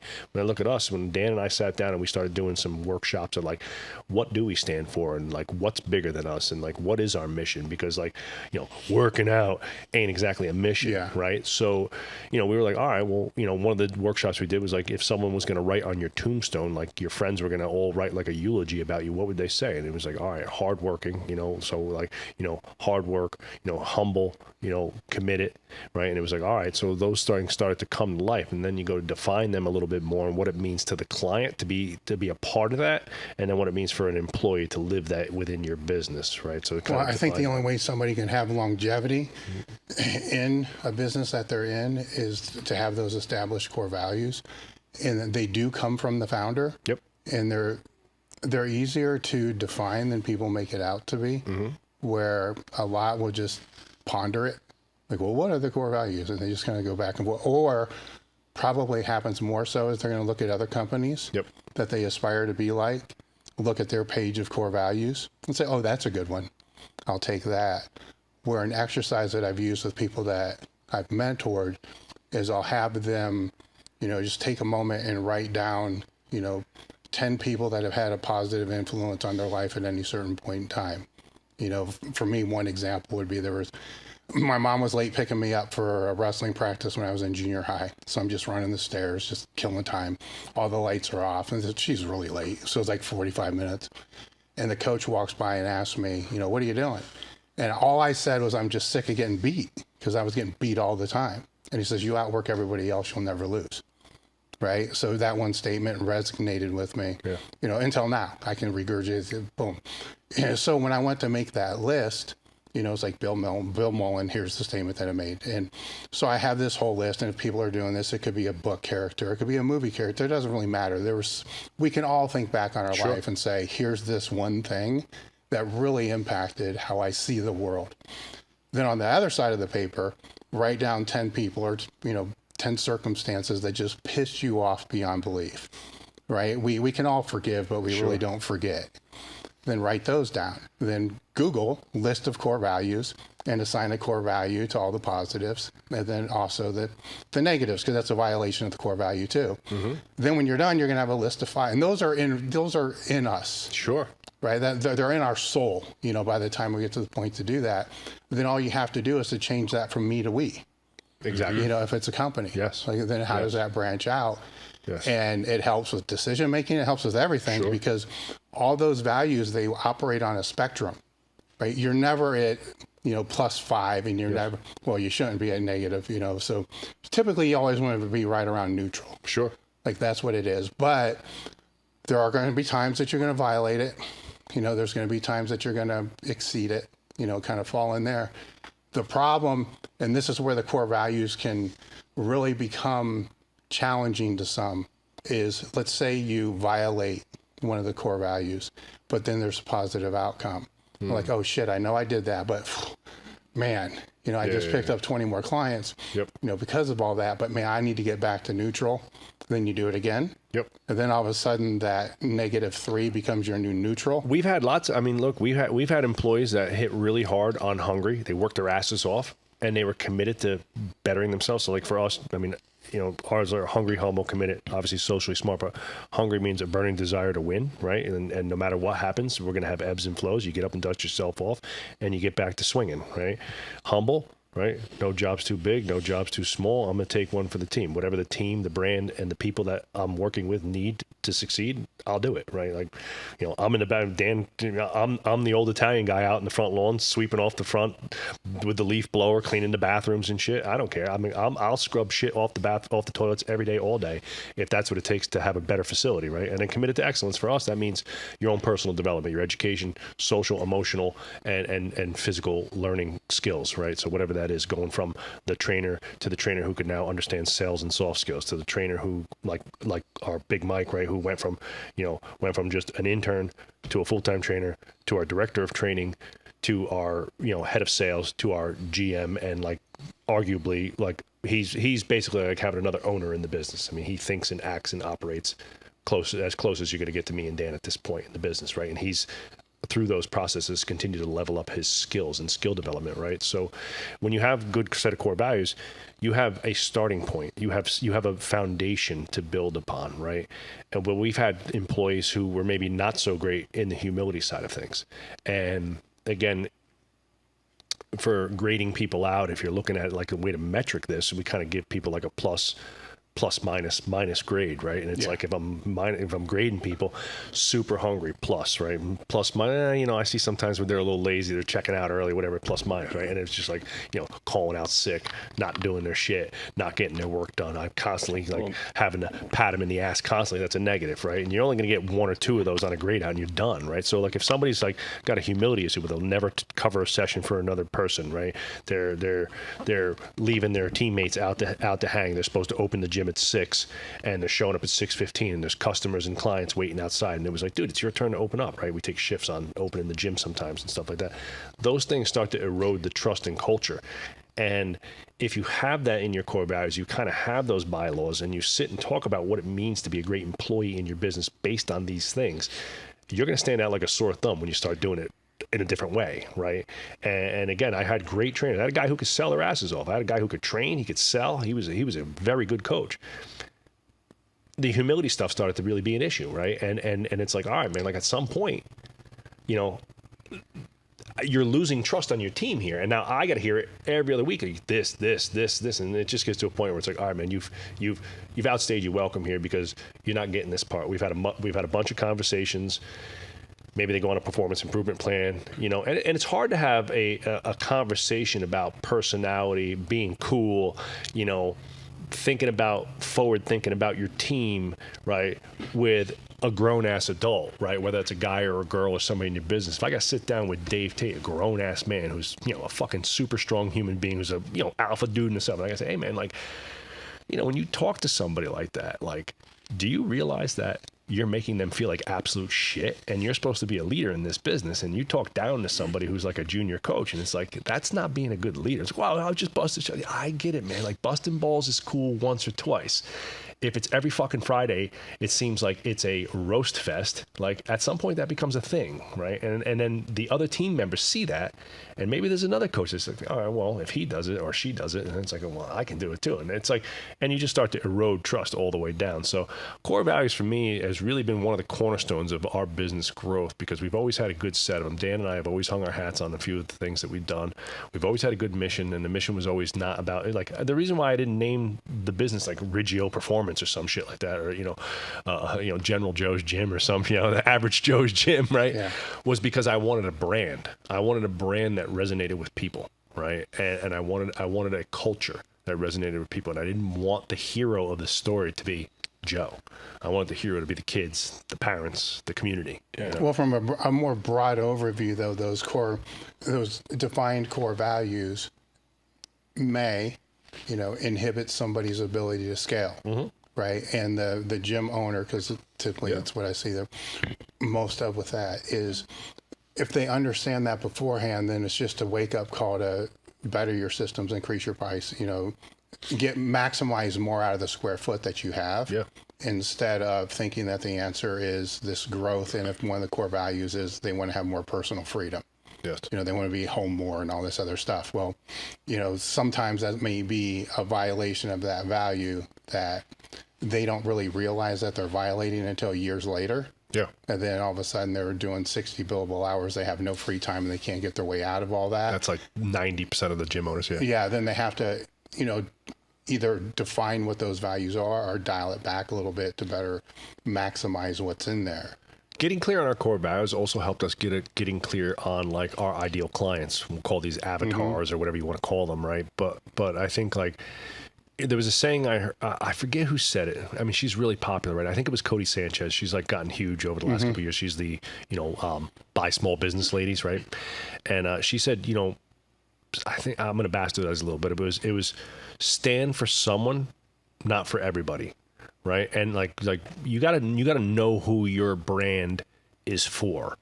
And I think like in the beginning, a lot of small businesses, we were guilty as charged. Is like, I'll say yes to anybody who waved a $50 bill in front of my face, right? Because we needed the dough, right? And sometimes it would literally be like, again, I remember like taking clients that were like absolutely horrible, like clients, horrible people. Like they were just not our people. They were not hungry, humble, committed, socially smart. In fact, a lot of them were socially inept, right? But we took their money because we were desperate, right? And it was like November. The football players weren't coming back till the second week of December, and we're on fucking fumes, so it's like, here comes somebody who's not a good fit for the brand, does not fit our culture and core values, but had $1,000 to pay for training. It was like, all right, we'll take that, right? And I totally get that, right? Don't blame me for being a money whore at that point in time, right? but if we had defined those things a little bit earlier, I think that like elite FTS, it's not for everybody. Your brand, your model, your mantras, right? That might not be for everybody, right? Some people are going to resonate with CrossFit. Some are going to resonate with other different types of training and stuff like that. So, but you've always stood for someone and not for everybody, right? And over the years, if you just keep showing up in that niche and you keep showing up that niche and you provide a tremendous amount of value in that regard, you're going to find success and you're going to grow a little bit, right? And once we've really defined that and we started to attract the right people, get the right athletes, get the right employees, right? Like I could say right now, like, again, we've had some really good coaches come through the gym who, some of them are with us still, some of them are not, right? But we have the best team that we've ever had. And in terms of working together as a team, swinging for the fences to try and win every day, and everybody understanding the goals of the business, the economics of the business, and how their role fits into affecting those economics is better than it's ever been. And that culture is attracting people too, because look, we're in a high net worth area, right? Most people who have a lot of money don't want to hang around a bunch of bums. So you're either striving for greatness or you're not, right? And if the guy who's our avatar is a 50-year-old businessman who most of them make well over $500,000 a year, live in a $2 million house, right? They're bankers, lawyers, doctors, accountants, CEOs, finance guys, right? Do they want to be with some dipshit who's got no skills, who's not leveling up in life, who's not doing the thing, right? That, are you the aspirational identity for these people? Now, I might not have, or most trainers might not make their type of money, but you need to be somebody that they look up to in some regard. And I think that's been something that really for us has been a big part of the business. So how are you going about that? Because that's a tough nut to crack, because in the years that I worked as a trainer, the same type of clientele. Yeah. In many regards, I'm looked at as like the servant. Yep. Like no different than the person that cleans their house or cuts their lawn or whatever it's going to be. And for some year, I was able to kind of break that. It probably didn't help that I was 308 pounds, bald with a goatee, and powerlifting, which kind of plays into all the stereotypes associated with it. But it gave me an advantage that at least I get their attention. And then just because of that, because you always wonder like who the big dude is, what I said after I got their attention is the defining factor, with that. But that's still going to be something with that clientele that when they go to hire somebody, essentially it is somewhat a servant. Yeah. How do you get that to be that aspirational model that you're talking about? So like, obviously, like, if, a couple different things. One, great product, great facility, professional business, I think is first and foremost, right? If you're running a pro shop where you have good customer service and customer service protocol, you have a consistent deliverable, right? Like the product is consistent, it's monitored, it's reviewed, it's improved upon, and people can see that. That resonates with a lot of people that you're trying hard, right? And I think that's a big part of it. I think successful people like to see the effort more than the outcome, right? And that's been my case. On the personal side and the physical side, Dan and I have always thrown ourselves in the fire, right? And whether I've never been like, I've never competed at the level that you have in terms of powerlifting, but we've always done hard shit. I hike mountains, fishing, and I'm a big outdoors guy, hunting, fishing, trips to Australia. Went hunting in Australia this year, and I'm doing the things that a lot of like men who are in my age group now. I'm 48, right? So a lot of the men that 45 to 65, they're holding on to that like dream of like, you know, when I get in shape or when I retire, I'm going to do this thing, right? And so I try to live that. We run races to 5Ks, triathlons, all that type of stuff. You know, we did a lot of hardcore training, you know, whether it's going to West Side or going out to Jim Jones. We did the whole Jim Jones, like, certification journey back in the day, right? That shit was brutally hard, right? So I think, like, you know, throwing yourself on the fire is a big part of that. And then I really do think the biggest differentiator from us and the perception of the community as running a world-class business has been the business of strength, right? Once we started speaking about business, educating ourselves and educating other people, we had gym owners from all over the country and at this point all over the world coming into our gym to see kind of what we were doing. I think people are like, oh shit, these guys kind of got their shit together. Like, these guys kind of know what they're doing. And that's pretty cool that, like, there's somebody here from Canada, Mexico, the Netherlands, right? Germany, like wherever, all over Europe, right? We got dudes from Australia flew all the way in to New Jersey, you know, from Australia to come learn from us. I think that perception has created like people are like, wow, these guys are not only, you know, trying to help us every day, but they're trying to win in life and they're trying to win in business, and that's attractive to a lot of the people that were around. Now, there's going to be plenty of people. There's always a 10% of people that could give two shits, yeah, right? They don't care. But the internship process too, we've been doing since the very beginning. So it was always been a culture of education. Yeah. And when there's a perception of learning, whether we were learning or eating sandwiches and lifting, whatever it was, people knew from the beginning and still to this day that, hey, to your point, like, there's effort here and they're trying to get better, which differentiated us from maybe the Globo gym down the street. Not that they could have great trainers there, but that's more of a sterile vibe. That's never what we were. You know, it's always been education, people that were lifting themselves and trying to better themselves. And, you know, that internship and the seminars have definitely helped professionalize not only just Joe and myself, but, you know, our director of training and our partner now, Adam Menner, Big Mike. You know, we've had a lot of our coaches participate that are now running internship autonomously of us. Yeah. They're participating in the seminar series. We've had trainers that have been with us for 1 year that are participating in the practical application of the internship, because when you could have other people on your team teaching components of it, it gives them ownership of like, hey, this is how we do things here. And from the client's perspective, we just ran an event in Arizona, our annual retreat for our Business of Strength crew. We had 9 people from our team go out, and people in the gym are like, what are you guys doing out in Arizona? Like, why is the whole team going? It's like, well, you know, we're teaching others how we do things here. And as soon as they hear that, perception is reality. Mm-hmm. Yeah. So it's definitely worked to our advantage. And like Big Mike did a sales presentation. I mean, got a standing ovation. I mean, it was phenomenal, right? And it was just an insight, and a lot of what he talked about was like the core values. Hey, man, like, you know, sales isn't just some magical thing. It's smiling and dialing. It's pick up the phone. It's staying hungry. Like, you just got told to fuck off like 8 times in a row.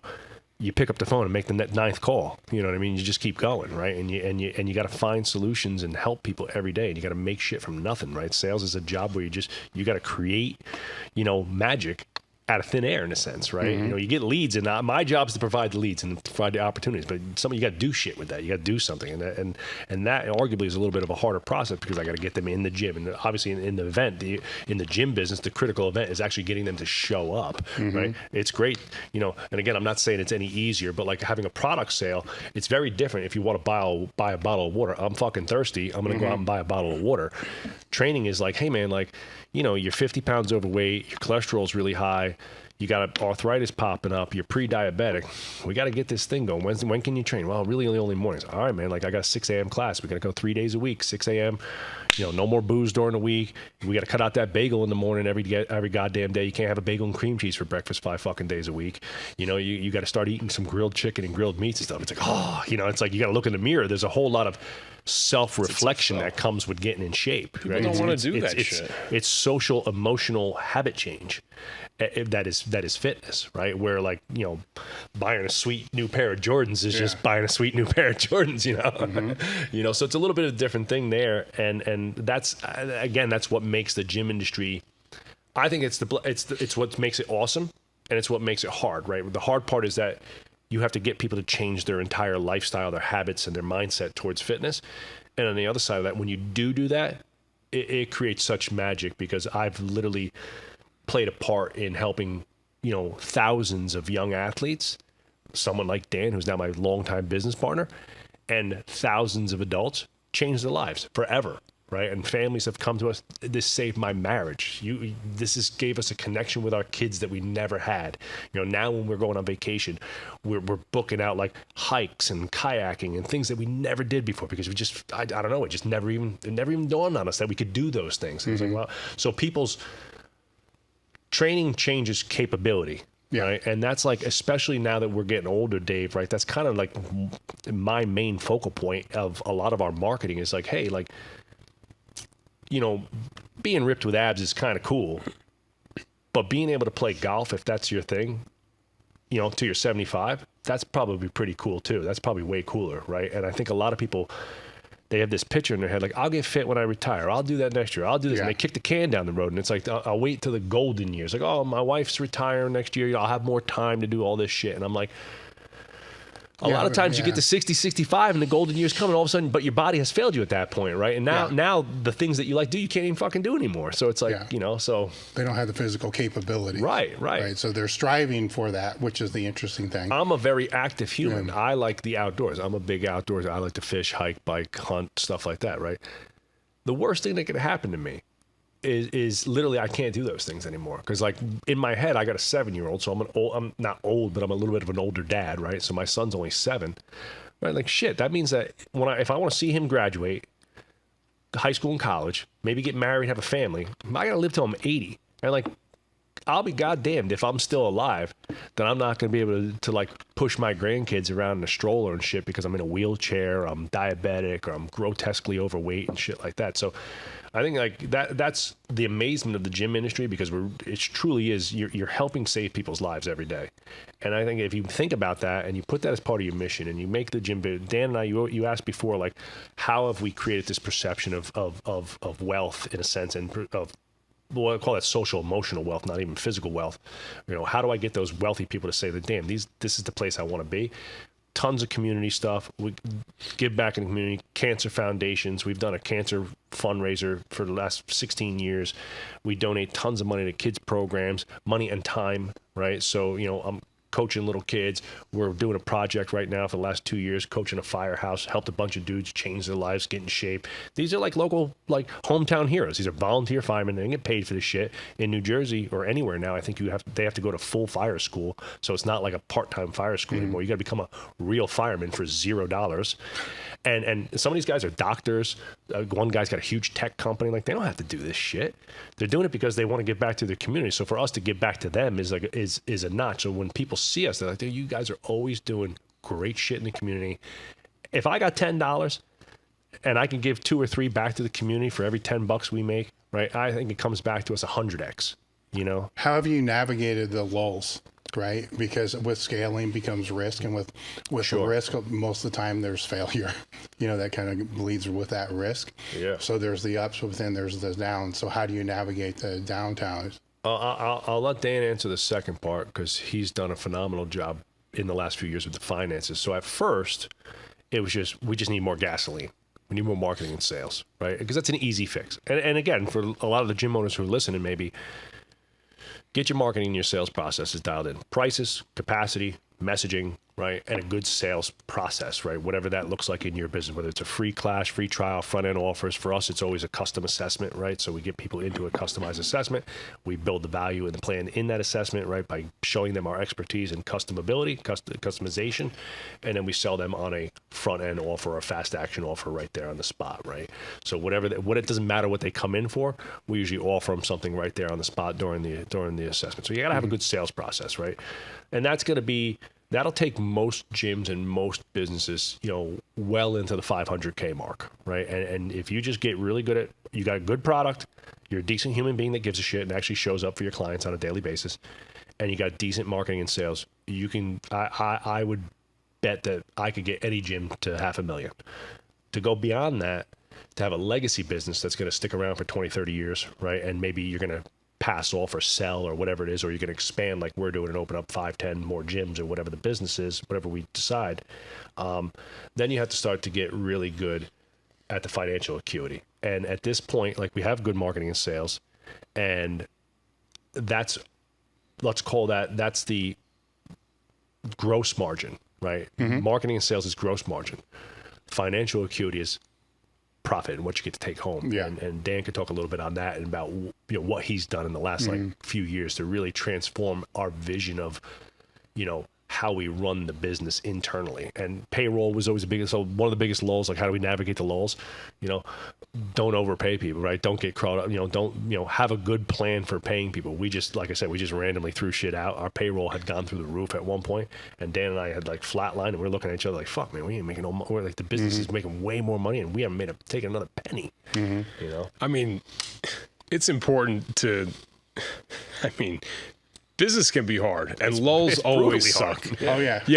Lull, I think anybody would be, I appreciate the vote of confidence from Joe on the, financial acuity, but like, just because you know what you're looking at doesn't mean it's like easy to digest, it's, you can be more prepared for it. And I think that's all we've done is to be more prepared for a lull, where in years past, we've, you can, and debt, like bad debt, credit card debt, it doesn't accrue overnight.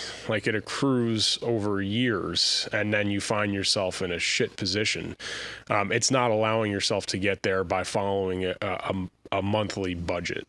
And I mean, we put a budget together with, we have a CFO that helps us. Mike Waldron helps put our budget together. Hey, this is where you guys are trying to go. This is what you have to aim to do each month. And we review it every month. So there's accountability there, just like any coach. And at the end of the year, the accountant dishes it out to say, hey, this is what this year did. And it's comparing, contrasting to previous years, and then you adjust the budget based on where you're trying to go. Hey, there's an allotment of money. We're trying to open another gym. Where are we pulling that money from? What considerations do we need to make on the budget to make sure we don't run out of money? And it's just having that, it's just a reality that different seasons. Dave, you talked about it a lot, I think, with your own personal training and focus. It's blast or dust. In business, and I'm sure you have insulation at Elite, it can't be all or nothing, all right? It can't be. You have to be, it's steady Eddie for long periods of time. And that's really what I've tried to instill in our leadership team. It's like, hey, what we measure is going to get improved upon, and we're not hitting home runs in this business. We're not selling tech.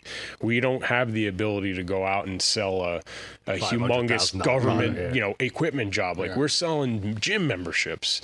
So if we're going to grow our growth, I'd rather see long sustained growth, very similar to Lita. Like you watch somebody that, I'd rather have the lifter that's going to show up 3 times a week and eat decently than the lifter that's going to show up 6 days a week and go all out for 12 weeks and I don't see them for 6 months. I'd rather the slow and steady approach over long periods of time. And that's really, in a nutshell, what we've done with our finances as it pertains to the business. Slow and low, long periods of time, make sure that we're not carrying bad debts and we're following a budget, and the budget gets measured.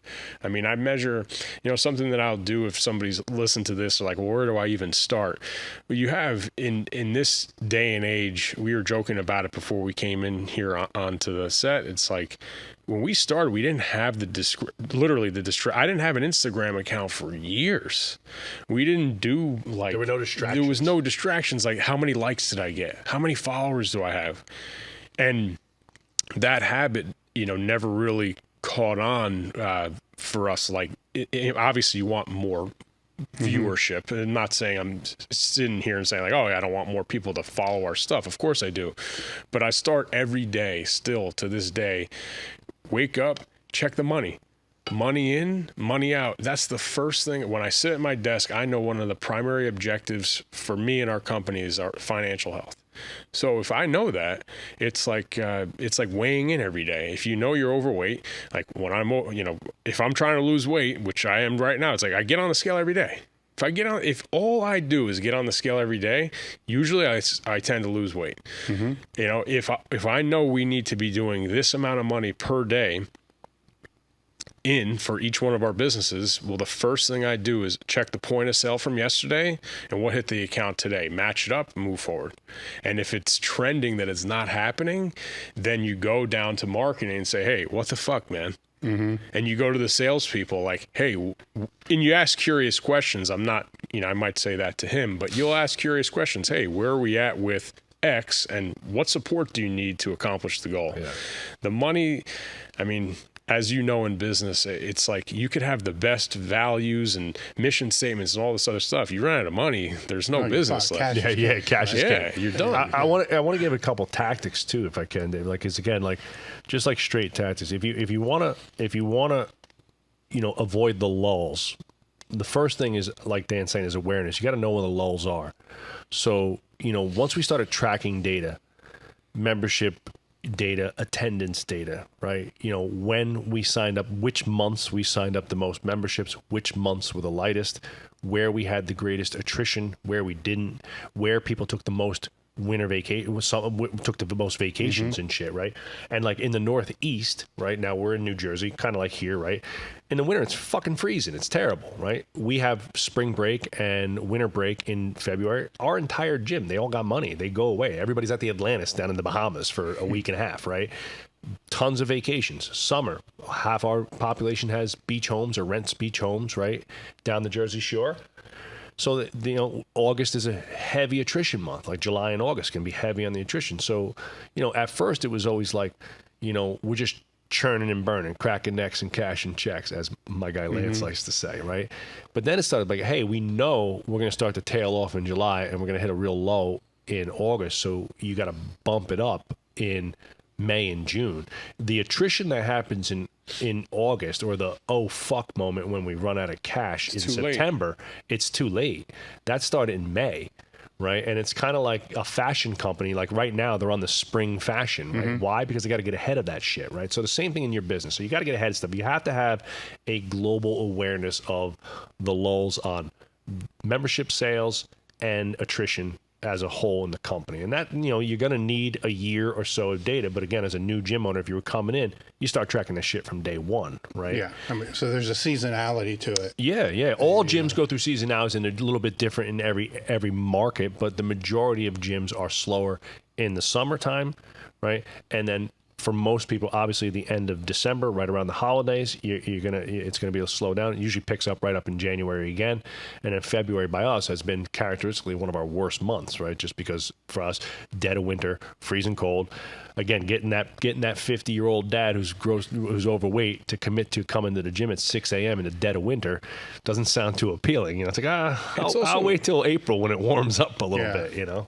It's also a mindset too. Yeah. I'll be the first to admit, August would come around, we'd be crushing training sessions. August would come around, and I was hey, I'm blown. I'm not doing shit in August. I'm going to show up. I'm going to be here. I'm going to go through the motions, but I'm going through the motions. Yeah. So, because nobody's around to buy training memberships. That's bullshit.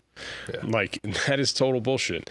So you have to know that, like, okay, well, in August last year, we did X. Well, let's just make sure we can move the barometer just a little bit, move the needle a little bit to do Y this year. So we knew, let's just take an arbitrary number. Last year we did $100,000 in August. This year the goal's 105.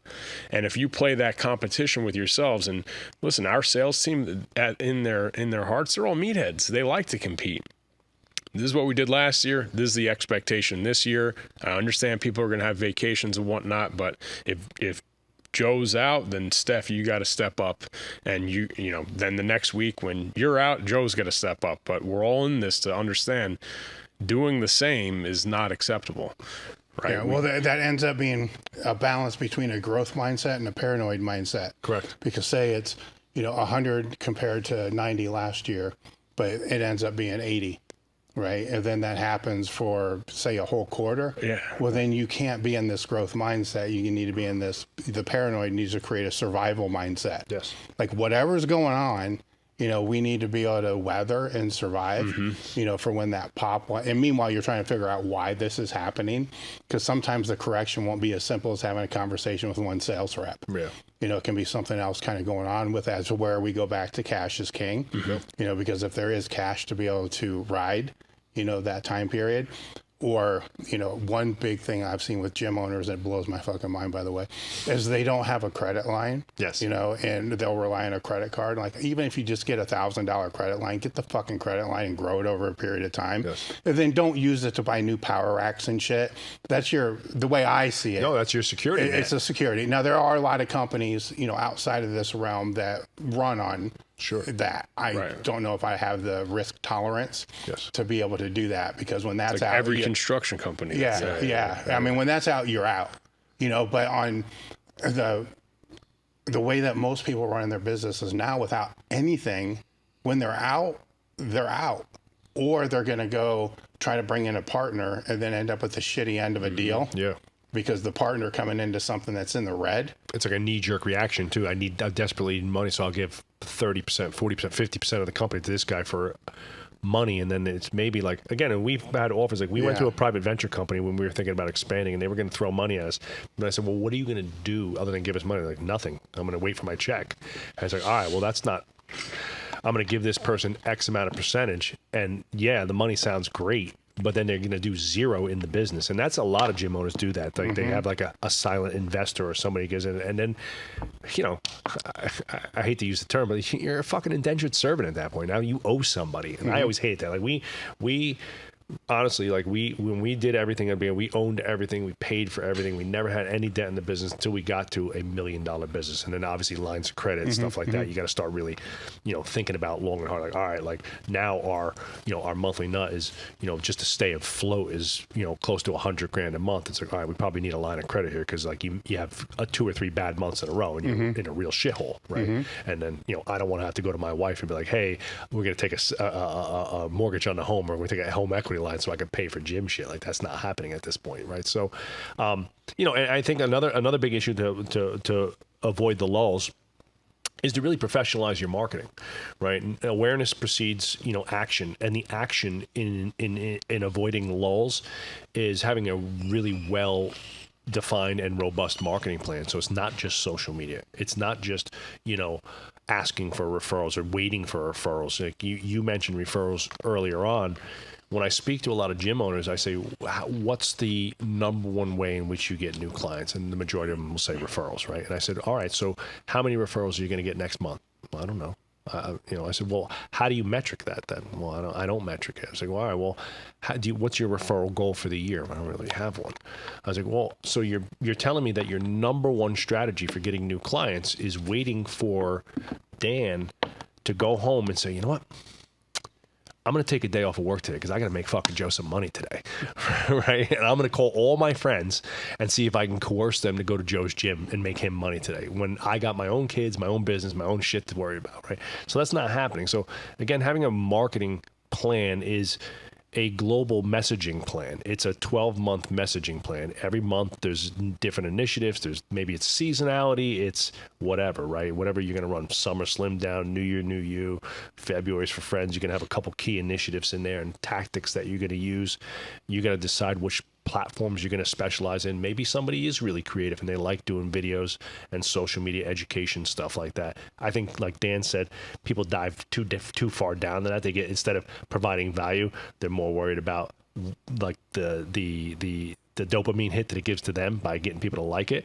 And like, I have a gym owner right now in our group who I'm trying to convince to use the social media company that we work with, because he spends about 10 hours a week doing his social media. I'm like, are you fucking kidding me? 10 hours a week? I'm like, that's an insane amount of time.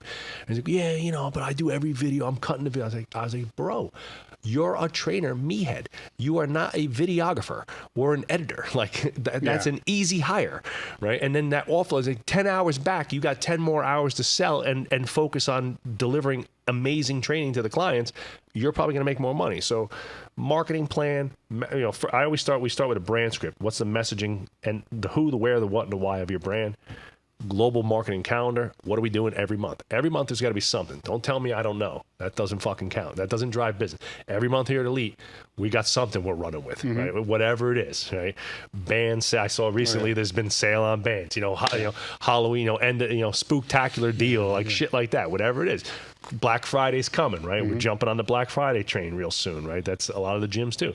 Whatever they're gonna be. Don't tell me I don't want to be salesy. All right, fuck off then. You don't want to make money? Like you don't have to be a piece of shit, right? And I'm not selling people nothing they don't want or need.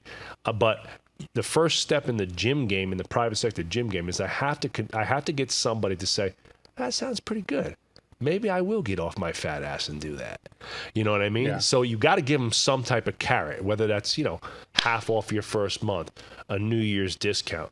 We're running something for Black Friday that's been a smash hit for us. It's a 5 for 25 deal. It's 5 custom training sessions for $25, right? We all in between the gyms yesterday. Last year we sold about 102 programs of that, right? So it was like 102, 103, right? So you have to have tactics, and then you have to have like anchored programs like our 6-week transformation, and then as you professionalize. Me and Dan have always been good at the email side of things. We have a huge email list, and Dan and I have written emails every week for 15 years, right? So our email list is really big. Maybe you don't have that, so you're doing social media, digital ads, combination of email, joint ventures in the community, partnering up with the local chiropractor, orthopedic, physical therapy groups, whatever it might be. How can we help each other grow our populace, right? Workshops together, right? Providing value. Like if you're a local gym and you're kind of just getting going, or you've been going for a while and you're the gym guy, maybe one of your clients is like an orthopedic in town or a physical therapist who's pretty prominent, right? So partnering up with them immediately improves your stature in the community, because now, Dr. So-and-so partnered up with Varsity House to do this, arm care clinic for throwers. Oh, that's pretty cool. That's neat. I can't believe he would do that. You know what I mean? So it increases your stature and expertise, right? And people start to look at you as a professional in that realm, because we know that the gym, most of the time, they think it's like a used car shop. You come in and we could wheel and deal and make a deal. And, it's... So when you're working with these gym owners, and I'm going to use the example that you said, the one guy putting 10 hours in Instagram, how do you work with them on determining what the ROI is, and actually more importantly what the CAC is? Because there's a difference between the ROI and the ROI based upon the profit that actually creates. Sure. And there's a huge gap of people that don't understand the difference between that, but they don't even understand the ROI in the first place. So if it's 10 hours per week, do they know how many clients that actually brings in, or are they just going off the Instagram analytics and saying, I'm getting more followers and I'm getting more engagement? Most people, it's going to be the latter. So, and again, organic social media, as you know, does have limited range. If you're not attaching specific codes, opt-ins, and like tracking pixels to or your organic social media and or YouTube videos and things like that, it's hard to track that stuff. And it's a little bit more difficult on the service side, human side, than it is to track a product. So you can put product codes in your social media and track that from start to finish, right? In the gym game, that's not common. It's also not cheap in a sense when you start to get that digital tech built up. So for the most people, I look at it as organic social media as an ancillary necessity that has very little intrinsic value in a brick and mortar gym to driving tons of business.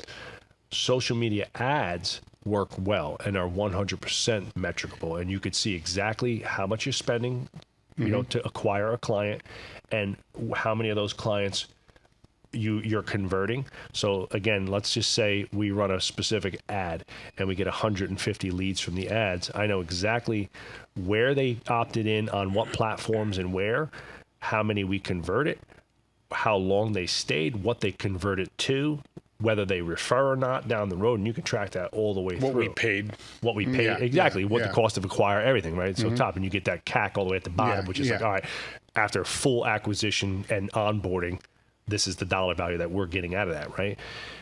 Most gyms aren't doing that. So, I think the biggest hesitation is people think that they're just going to pump out all this content and they're going to get lucky. And they're going to be the next again, just some names that are big on the social media, like the Joe D's, the Eric Cressys and stuff like that. Well, those guys are who they are because of a reason. Like they had a rare combination of timing. They got in when it was early and young. They have dynamic personalities themselves, right? They do run great businesses and they are great trainers, right? But the likelihood that the average Joe Schmo, from North Jersey or South or anywhere is just going to be the next like Paul Quinn, like just a phenom that like the world is attracted to, right? They're going to become, a next Huberman who just explodes. He's got millions of followers. It's probably pretty small, right? So you can pay for digital ads. Digital ads are 100% metricable. Doing a joint venture with another company is 100% metricable, right? We do a joint venture with Elite. I'm going to give you a discount code for your community. You're going to give me a code for mine. You see, hey, Varsity House sent out 4 emails for, our products, and we got 50 people to opt in, and we sold 25 of them. And the same thing, hey, Dave sent out the podcast or whatever it is, and I could see, hey, from that we got 20 people to opt into a free business strategy call, and out of those we converted 5 of them to our consulting company, right? So that's in a sense where I look at it. Organic social media should be for a brick and mortar gym, should be a sounding board of smiley, happy people having fun in your business, solving the problems that you have, social proof, right? You want to see men, women, and children like winning and doing the thing, and again, it should just showcase like a culture of fun. And I hate to use the term inclusiveness, but like whatever that is, whatever your avatar is, whoever that is, like if I most people, the trend of it is I see an ad, New Year, New You, Black Friday deal. People are going to go check out your social media. Most people are not just going to buy a gym membership sight unseen. They're going to check out your website. They might check out your social media. And they're, that 50-year-old mom, that 50-year-old dad is kind of putting the puzzle pieces together.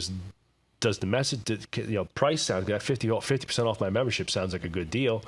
Do I see? Oh, I do see them. I see a bunch of like Varsity House. I don't know. Do they only work with athletes? Let me see what they got. I look at. Oh, I see a bunch of moms and dads. That guy looks just like me. Oh shit, I'm in better shape than him. You know what I mean? If I could do it, if he could do it. So social media is a sounding board.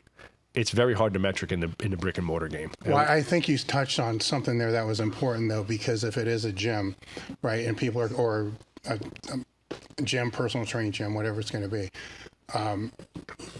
Having the post on Instagram or wherever your demographic exists, which is a whole different conversation, is before they're going to hire you, they're probably going to search your page and they're going to look through your content, right? So the ones that have really strong evergreen content are going to do better than the people that are all caught up in what's the latest debate or latest fad that I can argue and bitch about, because that's not, and this is unquantifiable, by the way, because you don't know. I mean, we know they're doing it, but you can't track that they're doing it. They hear you on this podcast, they're going to go to the Instagram, they're going to start scrolling through, looking at stuff. And if you go there with a blind eye and test it yourself, does that show what you do? When they kind of scan through there. To regress back, though, a little bit, would you say that these business owners should determine what their lifetime value is for a customer before even embarking on any of this paid stuff? Oh, yeah, for sure. Because I find most don't. Because if I ask them, what's your lifetime value, I get this blank fucking stare. And it's not hard to find. I know. Yeah, it's not hard to find. And we use Mike Wolgen, our CFO. He's a great guy. He's heavily involved in the fitness side of things. As a CFO, as a remote CFO, he works with a lot of gyms and some really big names too, right? That have many more facilities than we do and such. So he's very smart on the metrics and the conversion rates and all the things and the economics of the gym business. And his calculation is basically, we call it the death calculation, but we only calculate attrition and like client value on the people who leave, not the people who stay. So this gives you like the worst case scenario, because I don't want the best. I don't want this pie in the sky dream of like, well, I'll use his name, and if he hears, I will post this out. And Kenny P, if you hear this, man, you're the man. He's gonna hear this. We're going to get pizza on Monday, right? Kenny's the man. Kenny. I started training Kenny's son before I ever had a gym. I was training him at tennis clubs and stuff like that. His whole family has trained with us, and him and his wife still train with us. So he's been with us for about 20 years, right? Great guy. Kenny's not the norm. Kenny's not who I'm worried about. Kenny's been paying his membership, happily for 20 years, right? Yeah. So in the last, let's say, calendar year, 2 or 3, out of all the people who've left, what did they pay? How long did they stay? And then you calculate those numbers, and that gives you a real like LTV, because the truth of the gym game is that most people will leave. Listen, I mean, this is real time because we're doing a gift for people that have been with us for 10 years plus. We have nearly 600 clients across 3 facilities. We've had 36 people that are still currently paying us money that have been with us for 10 years or more. 36 of nearly 600. Right. So somebody hearing this, it's like, I was the person that would say, oh, well, like, Dave's never going to leave. Well, sometimes, you know, Dave might move. Like, you know, something might happen. You might still be we are still friendly with plenty of people that have moved on. But when you're in business for long enough, people are going to move on for a variety of reasons. And getting that LTV, people hear like acronyms and things like that. Like, what the hell is that? It's very simple to find this number. So we're, you know, what is it, November 8th today? You know, you could go from September 1st and you just get all the people that have left. So let's say you had 2 people that left in September, and, you know, 1 stayed for 6 months, 1 stayed for 3 months. So your LTV of the people that left in September is 4.5 months. So just multiply that by what they paid. That's your LTV of September. Do the same for October. We'll do the same for November. If you're in a gym game, that's how you find your LTV, and it's real time. You can do it quarterly, and it's not that hard, and it is a statistic and a metric that you absolutely need to know, because then you can understand how much money and or time, when you guys are talking about a specific gym owner spending 10 hours a week, it's not that he's not getting customers with those 10 hours a week, but those 10 hours a week are not being applied on other aspects of that particular person's business that would make him more money. Yeah, it's even easier now, because I'm sure every gym out there, or very close to everyone, is using some type of software metric to be able to help with their accounting. They're using something, you know, QuickBooks, MindBody, there's something. Yeah, right? MindBody is probably whatever it's going to be. Zen And I don't know it very well, but I'm pretty sure you can export a database. Sure.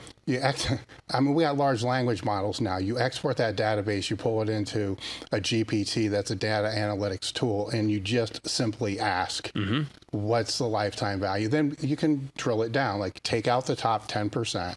You know, take out the bottom 10%, the people that, you know, clean it up a little bit, because sometimes you can have these giant outliers, like a client that's been with you for 30 years, right?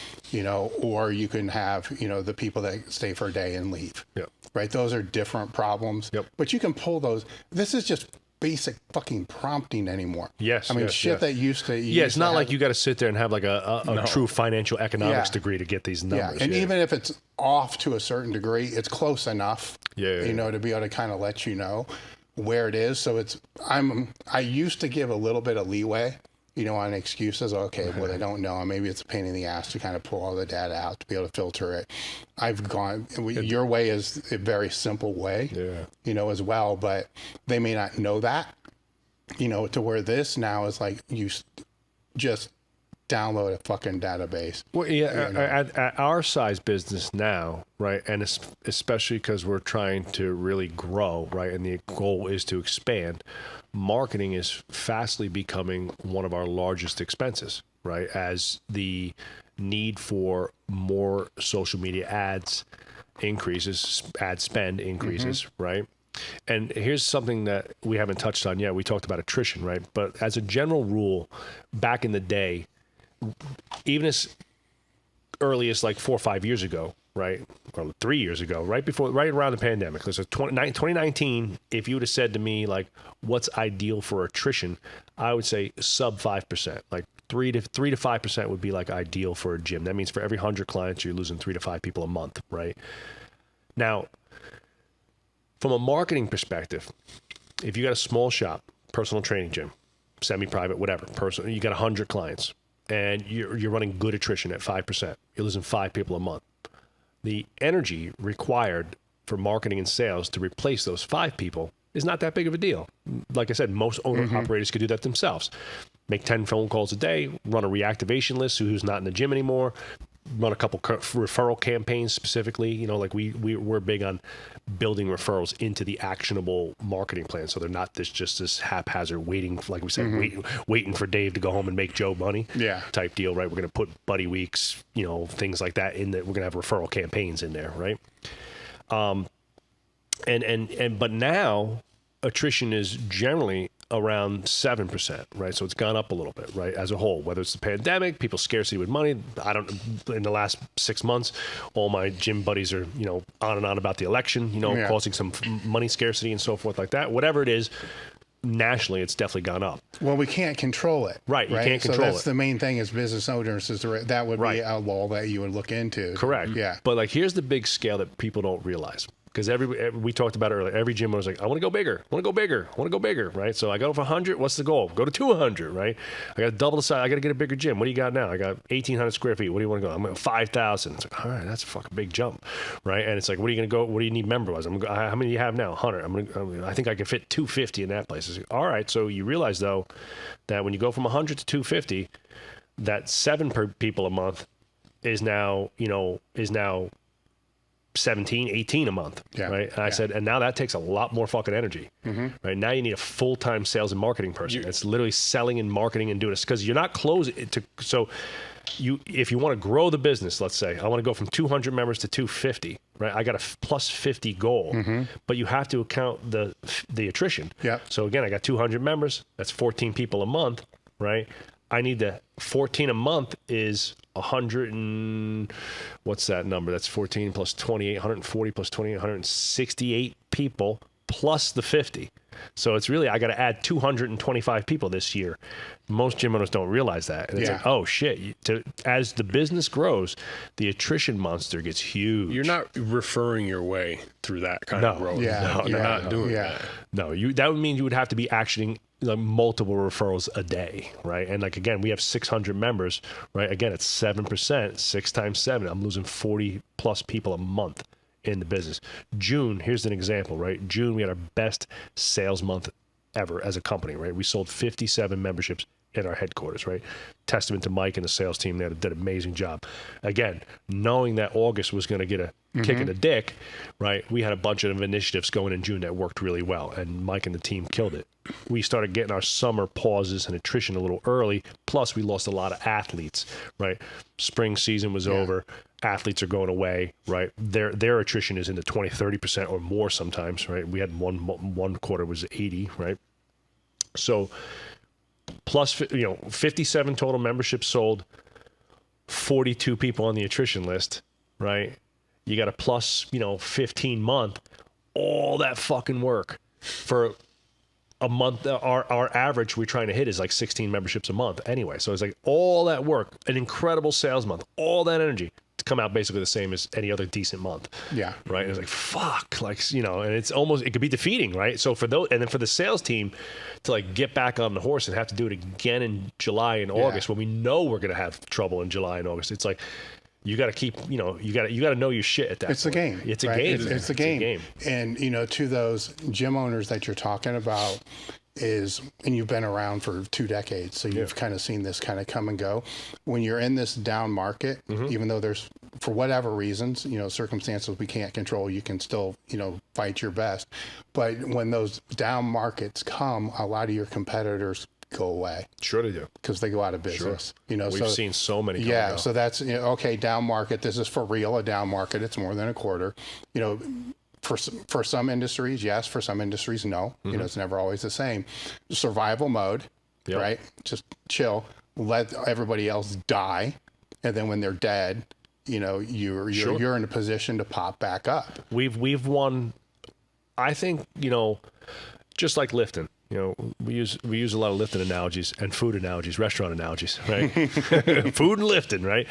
But you could see the character of a lifter the first time they fail out of the meet, or the first time they get injured, right? And they're fucking done. They quit. They're done, right? Or a kid gets hit. First time a kid gets absolutely like fucking smeared in football, and they quit, right?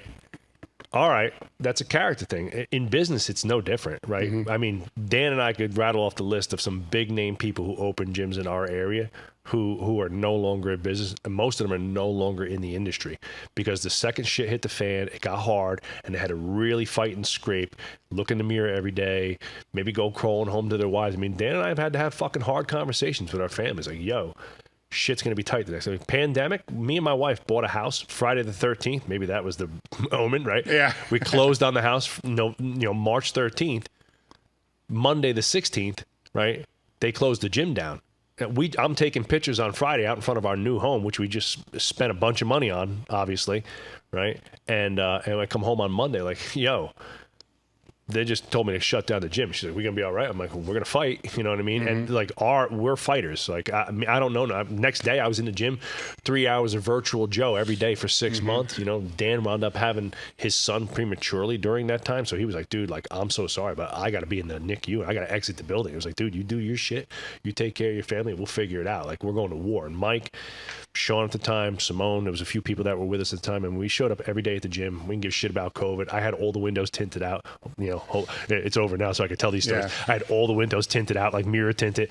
I had spies out in the parking lot. I was like, you see a fucking inspector come, you lock the door. We locked the doors. I called all the clients. We speaky the shit out of it, and it's like, yo, it's either that or great community centers going out of business. And two dudes that have literally poured their lives into this I'm gonna wind up like selling insurance or some shit, you know? Well, that's the callous, you know, that's the result of the callous that you build up through all the years of all the other adversity you had beforehand. So using the example of, you know, no different than training, I started laughing when you said that because the first thing that came to my mind was, you can watch a competitive lifter on a platform and they pull a hamstring for the first time. They're laying on the ground. They're like rolling around.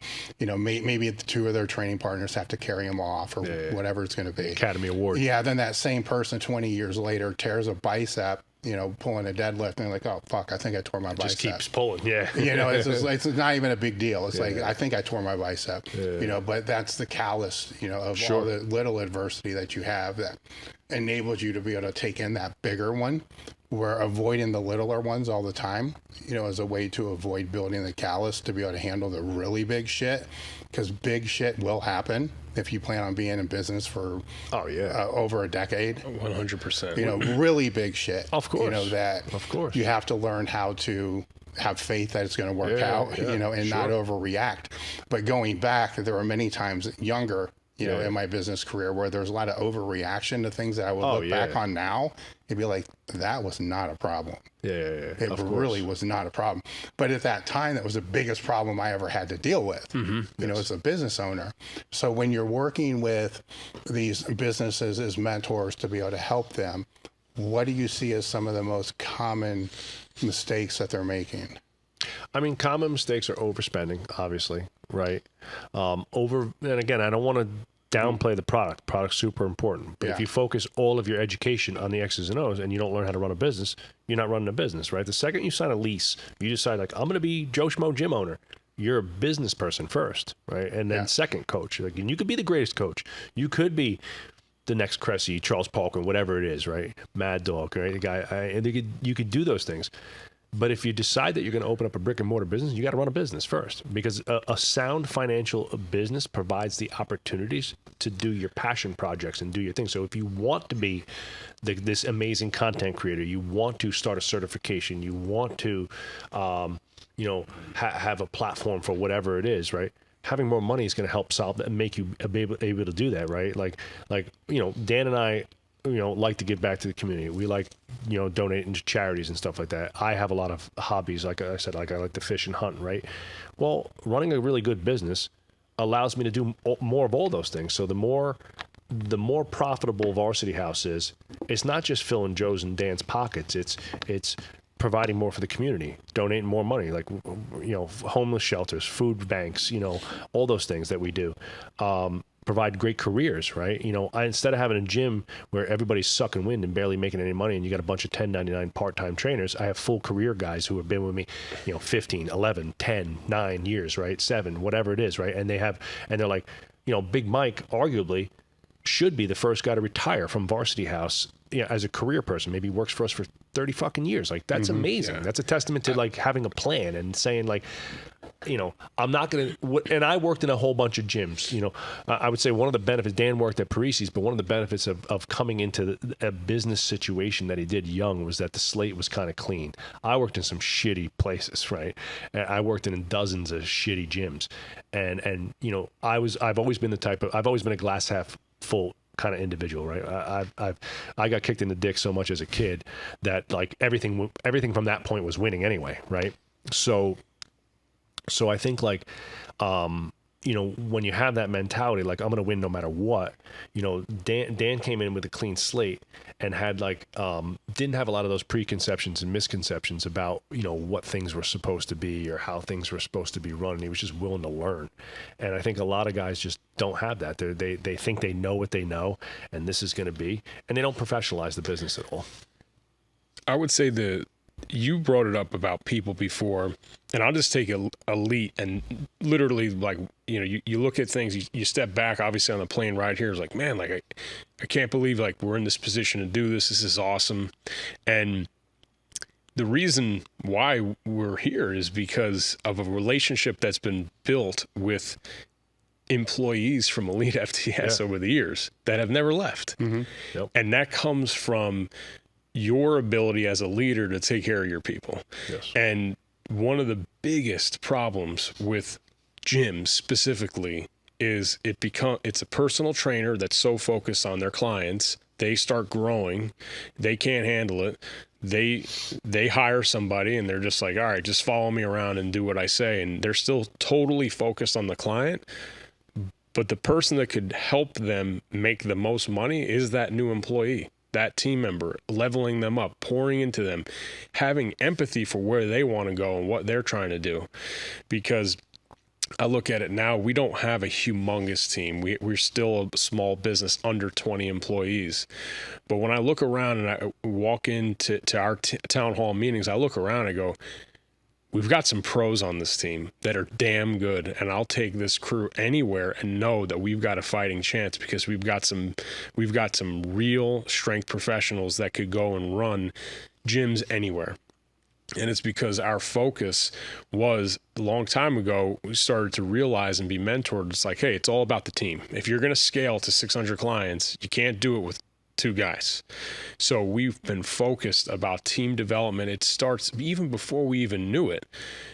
Joe's background as professor, starting the internship, I went through that process, and it's like, it has been the catalyst for our success. When I look at XYZ gym owner, whoever it is, and they look at their employees or whoever's on their staff as not a permanent thing. And I know people can move on in companies, but if you're going to be a business owner, you're going to have people working for you.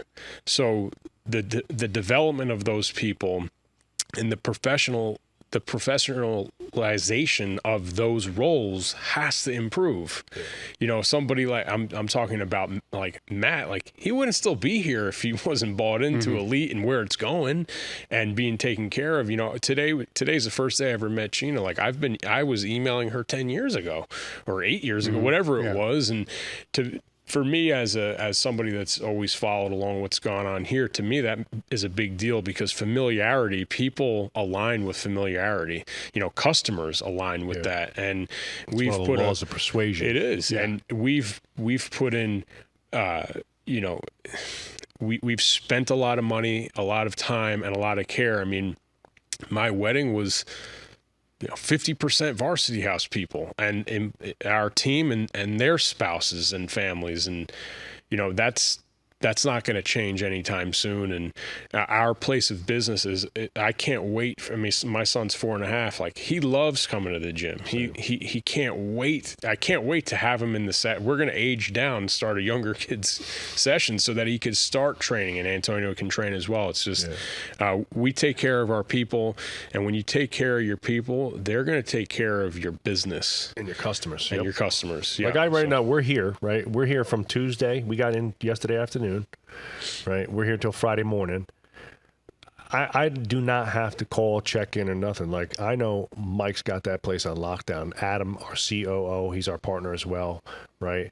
He helps run the operations of all 3 shops. Like, they got that shit, right? And it's not just because like we're paying them good; it's because they believe in what we're trying to accomplish. And like I said, we hired right. They're hungry, humble, and committed. They have too much pride in themselves for us to come home and things have fallen to shit and be like, what happened here? And it's like they got too much pride in themselves. Like, Mike would never let that happen. He would be so miserably personally distraught that he let that happen on his watch, that he would literally be beside himself. So when you just to circle back a little bit, you said like, what are some of the key problems? Obviously, overspending, going too big, too fast, too far, too quickly. We did that. We fucked that up, right? I went from a garage to a 5,000 square foot to a 20,000 square foot, right? We didn't realize what that big facility was going to. So a couple things that we didn't take into, I want to get to the other bullet points, but a couple things that we didn't take into account, right? All right, so we went from a 5,000 square foot space with a sweetheart lease because it was a shithole, right, to a brand new building, a multi-million-dollar mortgage, right, a piece of property that we own and the building that we own. So there's a long time play here, but like up front, you still got to have the dough and you still got to pay. Yeah. And then we get our first HVAC bill, and it was like $2,500 for electric. It was like what our rent was. I was like, holy shit! I'm gonna spend $30,000 on freaking on heating and electric. Holy crap! Like, turn the fucking heat off. You know what I mean? Like, no heat till December, right?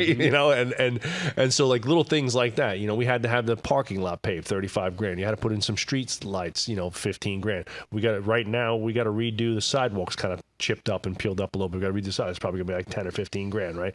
We had to redo the turf at one point because it got destroyed, right? It's a huge turf. It's the indoor turf is 100 by 40, and then outdoors we got 100 by 40, right? We had to do the indoor turf. That was $47,000, right, to replace the turf, right? So all those little things. Now, if that turf was a quarter the size, it'd be $10,000 instead of $47,000, right? So there's all those things are different. So going big, overspending, like we said, not having a professional view of the business, not knowing, not having clarity on roles. The worst thing that could happen to an employee, and why most employees fail in any business, is I don't know what success looks like. I don't know where I'm going. I don't know how I'm being measured, right? And I'm just showing up every day, kind of doing what I'm told, right? And that's the lowest, shittiest form of leadership.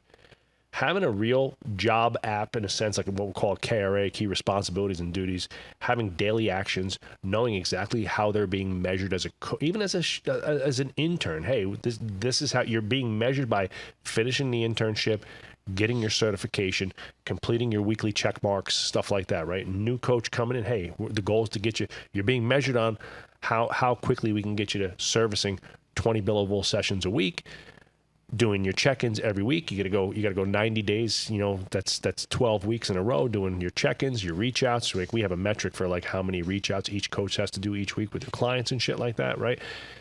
That's what you're being measured on. That's all you can be measured on at that point, because you don't know nothing but coaching, right? Now, Mike, right, our sales director, GM, it's the health of the facility and sales, right? It's like how many sales we're converting, what the conversion rates are, what the dollar value that we're converting people to. If I see that the dollar value keeps going down, it's like, hey guys, are we giving away a fucking ton of deals here? Or are we just selling the lowest price? Like stop defaulting to that, 1 time a week program when the key aim is the 3 time a week program that costs another $150 a month or whatever, right?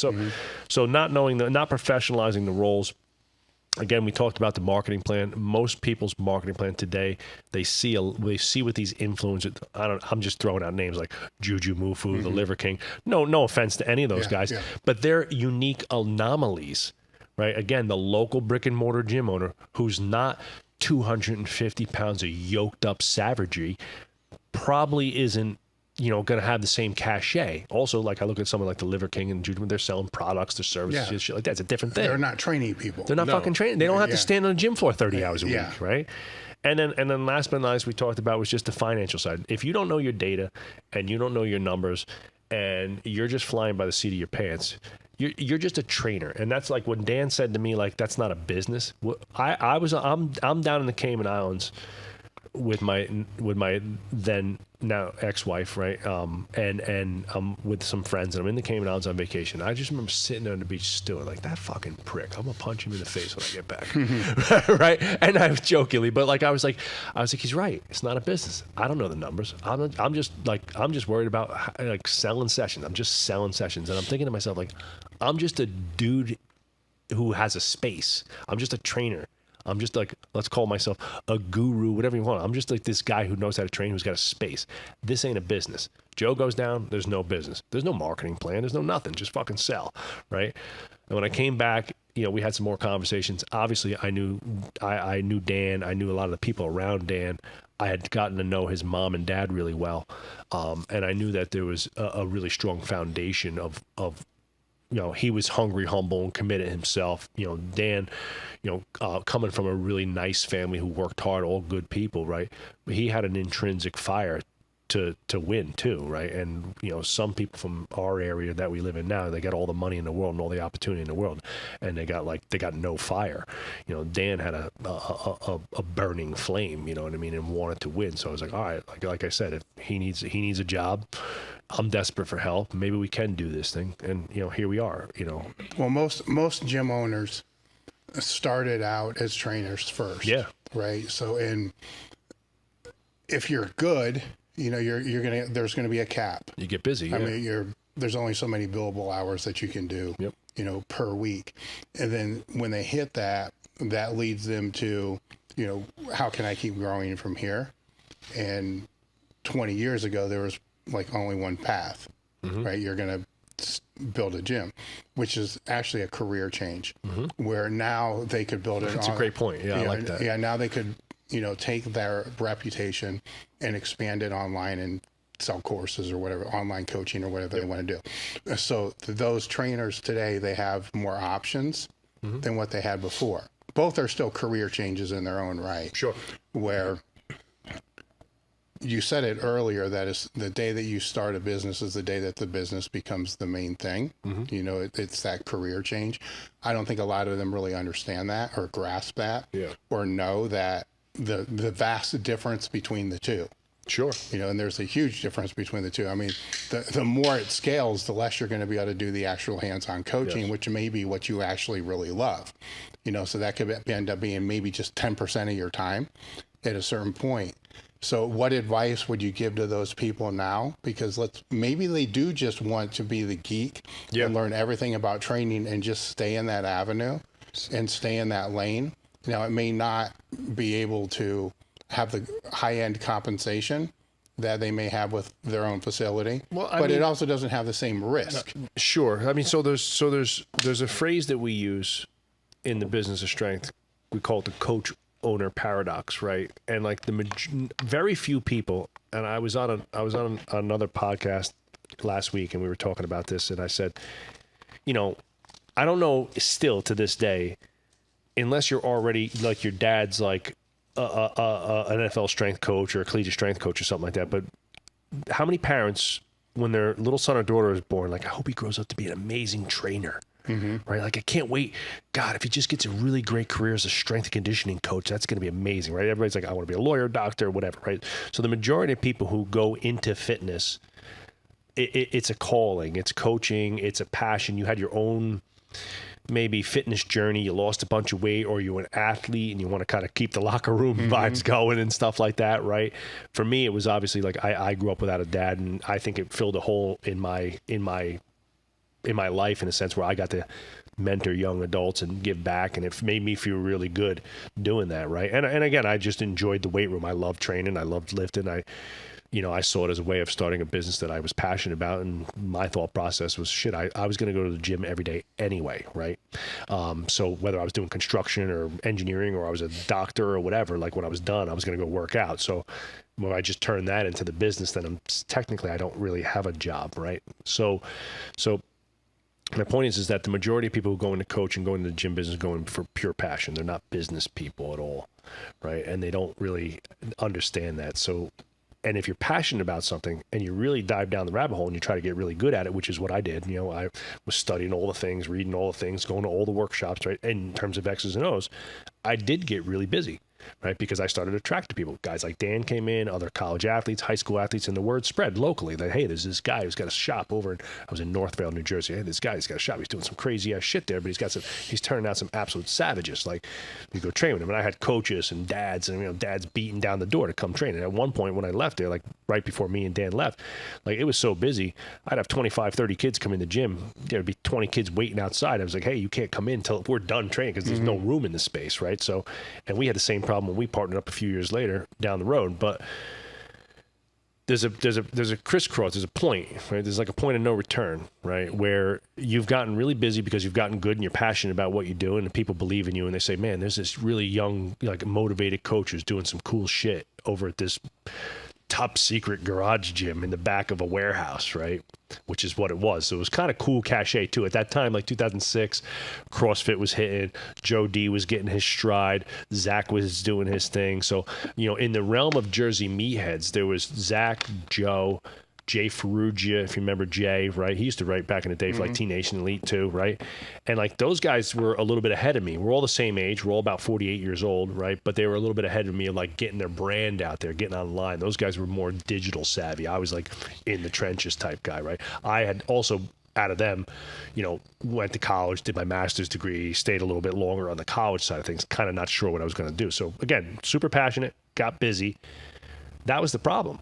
All of a sudden, you know, I got 35, 40 sessions a week that I got to attend to. I got zero time to figure anything out business-wise. You know what I mean? Because you know that if you do 40 billable sessions, it's like 60 hours of actual work, right? So, I mean, I was opening the gym at 6, closing the gym at 9, working all day Saturday and Sunday, right? All day and night. Like, I don't know how many people leave the gym at 9 o'clock after a 15, 16-hour shift and then want to go home and work for 3 hours on writing marketing copy and shit like that. It just wasn't happening, right? I made time in the middle of the day to make my sales calls, update my checkbook. So we call that the coach-owner paradox. It's the point of no return where you're the owner-operator. You've gotten good at your craft. You've done really well with yourself as a small independent trainer, and you've got busy to the point where now that busy is hampering the ability to work and grow the business. Unless they're working for somebody like yourself. You see, you get what I'm saying? Yes. To where you were in a position where you had to do something because you have your own space, and you kind of became a gym owner without even knowing you became a gym owner. Correct. Right? Correct. Where on the other end of that can be, if they want a career-long profession. Sure. 100%. And you could be, look, if you want to just be a career trainer and that's like your total geek, like, so you know, there's not everybody should be a gym owner. And just what we talked about before, I don't think a lot of people be for someone, not for everyone. Yeah. Owning a fucking small business is not for everybody. No. Right? Well, that's kind of where I'm getting at. Yeah. Some of these people, their main passion is that training, and now there's more places to be able to do they that are and two flourish. completely different things. Yeah. I loved training. I loved it, right?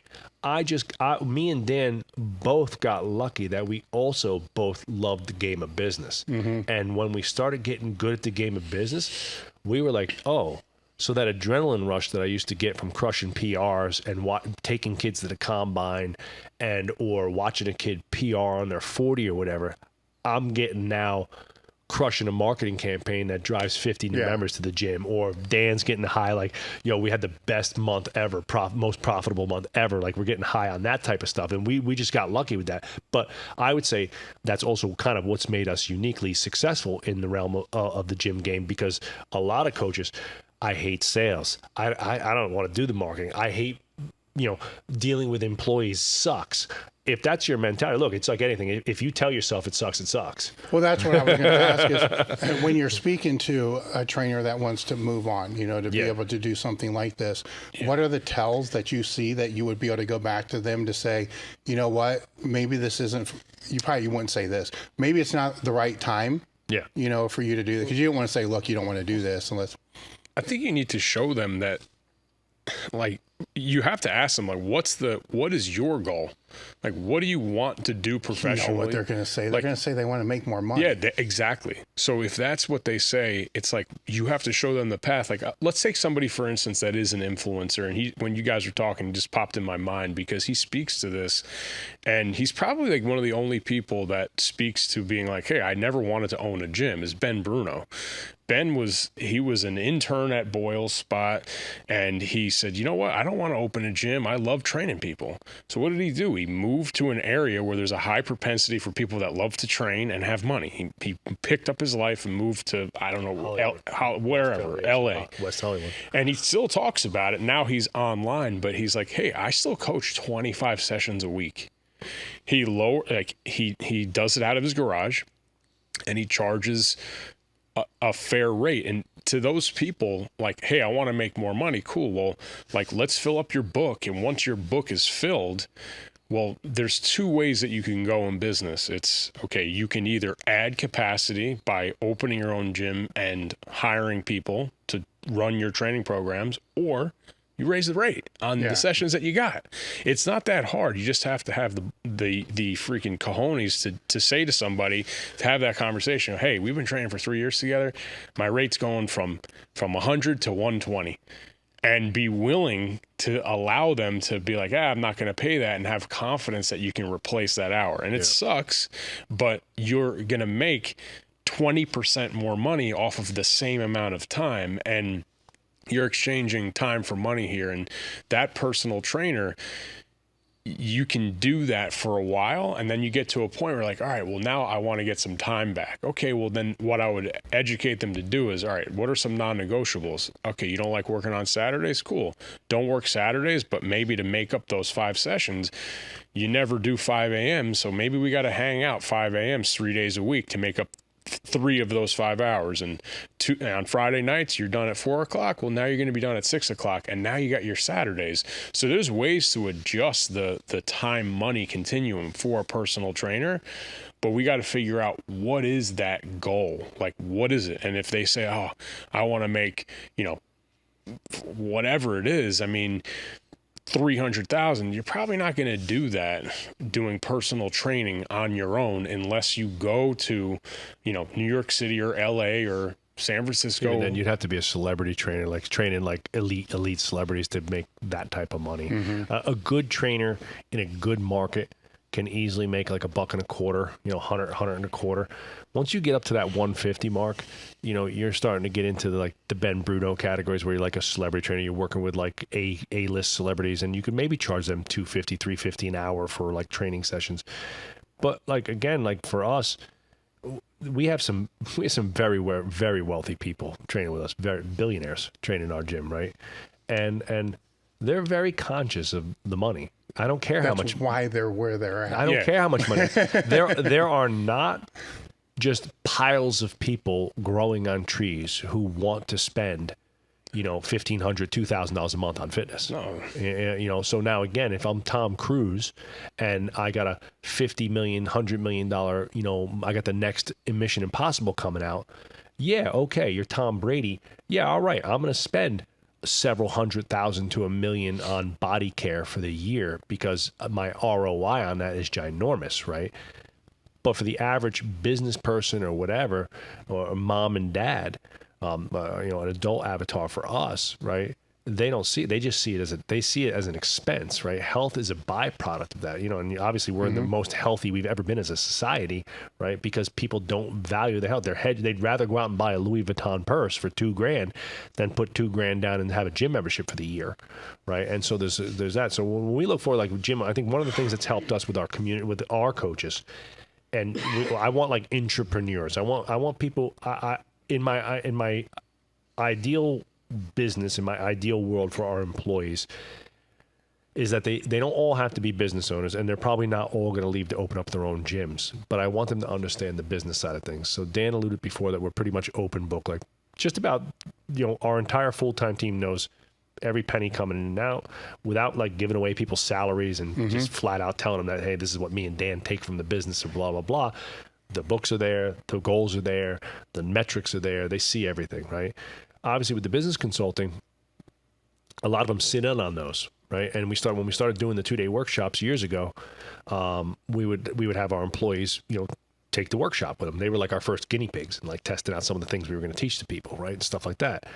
And over the years, I think one of the things that a lot of our people have said, including Mike, right, who's a phenomenal employee, he said, like, I would never want to be in your shoes, right? Now that I know the stress, the anxiety, the work that it takes, the Saturdays, the Sundays, like, for me and Dan, it's Varsity House 24/7, 365. I'm on vacation. Do I try and shut it off? Yeah, of course, but I never fucking do.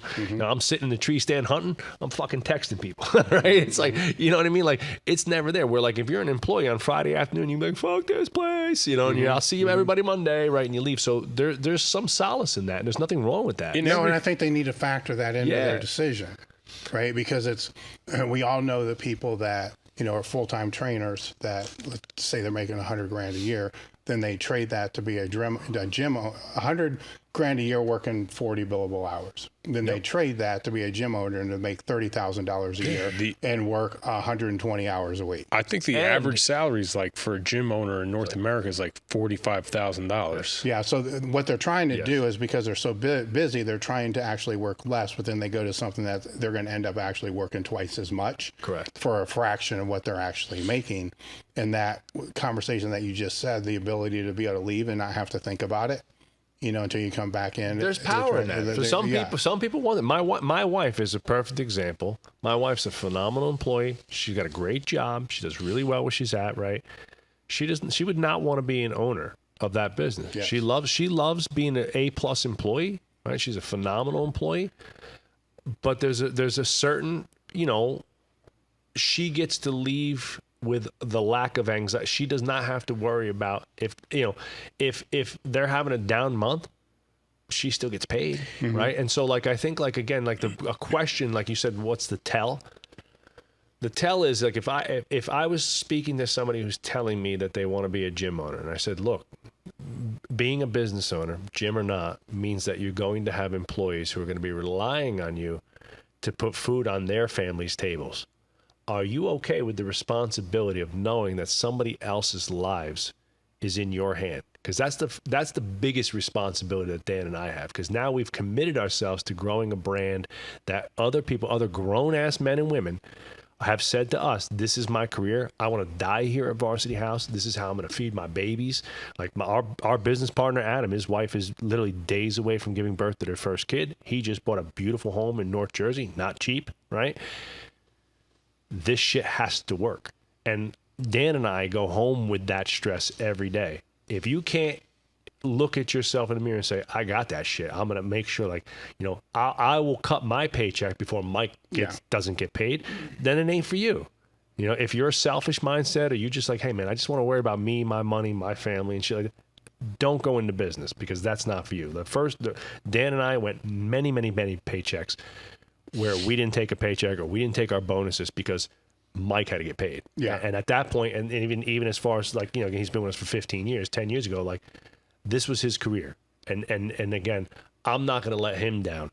So it's really, I take that shit personally. I have a lot of pride in knowing that we have provided amazing jobs for people. And when Mike's going home and Mike has a conversation with his wife, it's Varsity House is going to do this, we're going to do that. And he's excited about where we're going and what we're doing. And they're planning their life moves, buying homes, having a family based on the projection that he perceives and sees that within our company.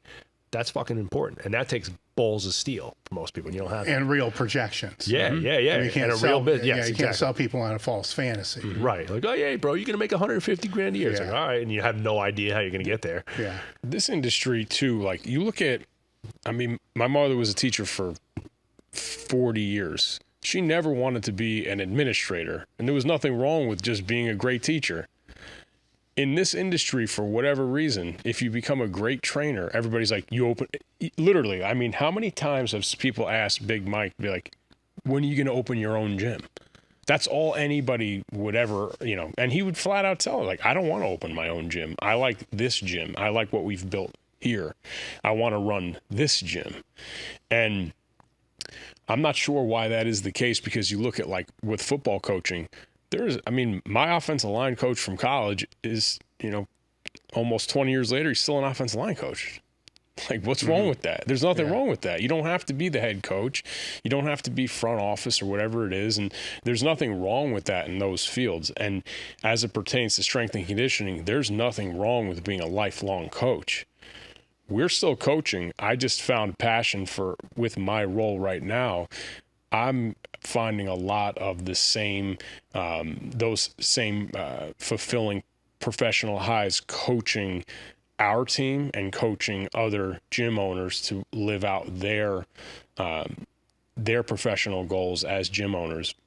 We started trainer school in 2023 because of this, to say, you know what, not everybody wants to open a gym, but that doesn't mean a trainer at another gym can't increase their value to the point where that gym owner's thrilled to have them and forced to pay them. Yeah. So let's give them that opportunity.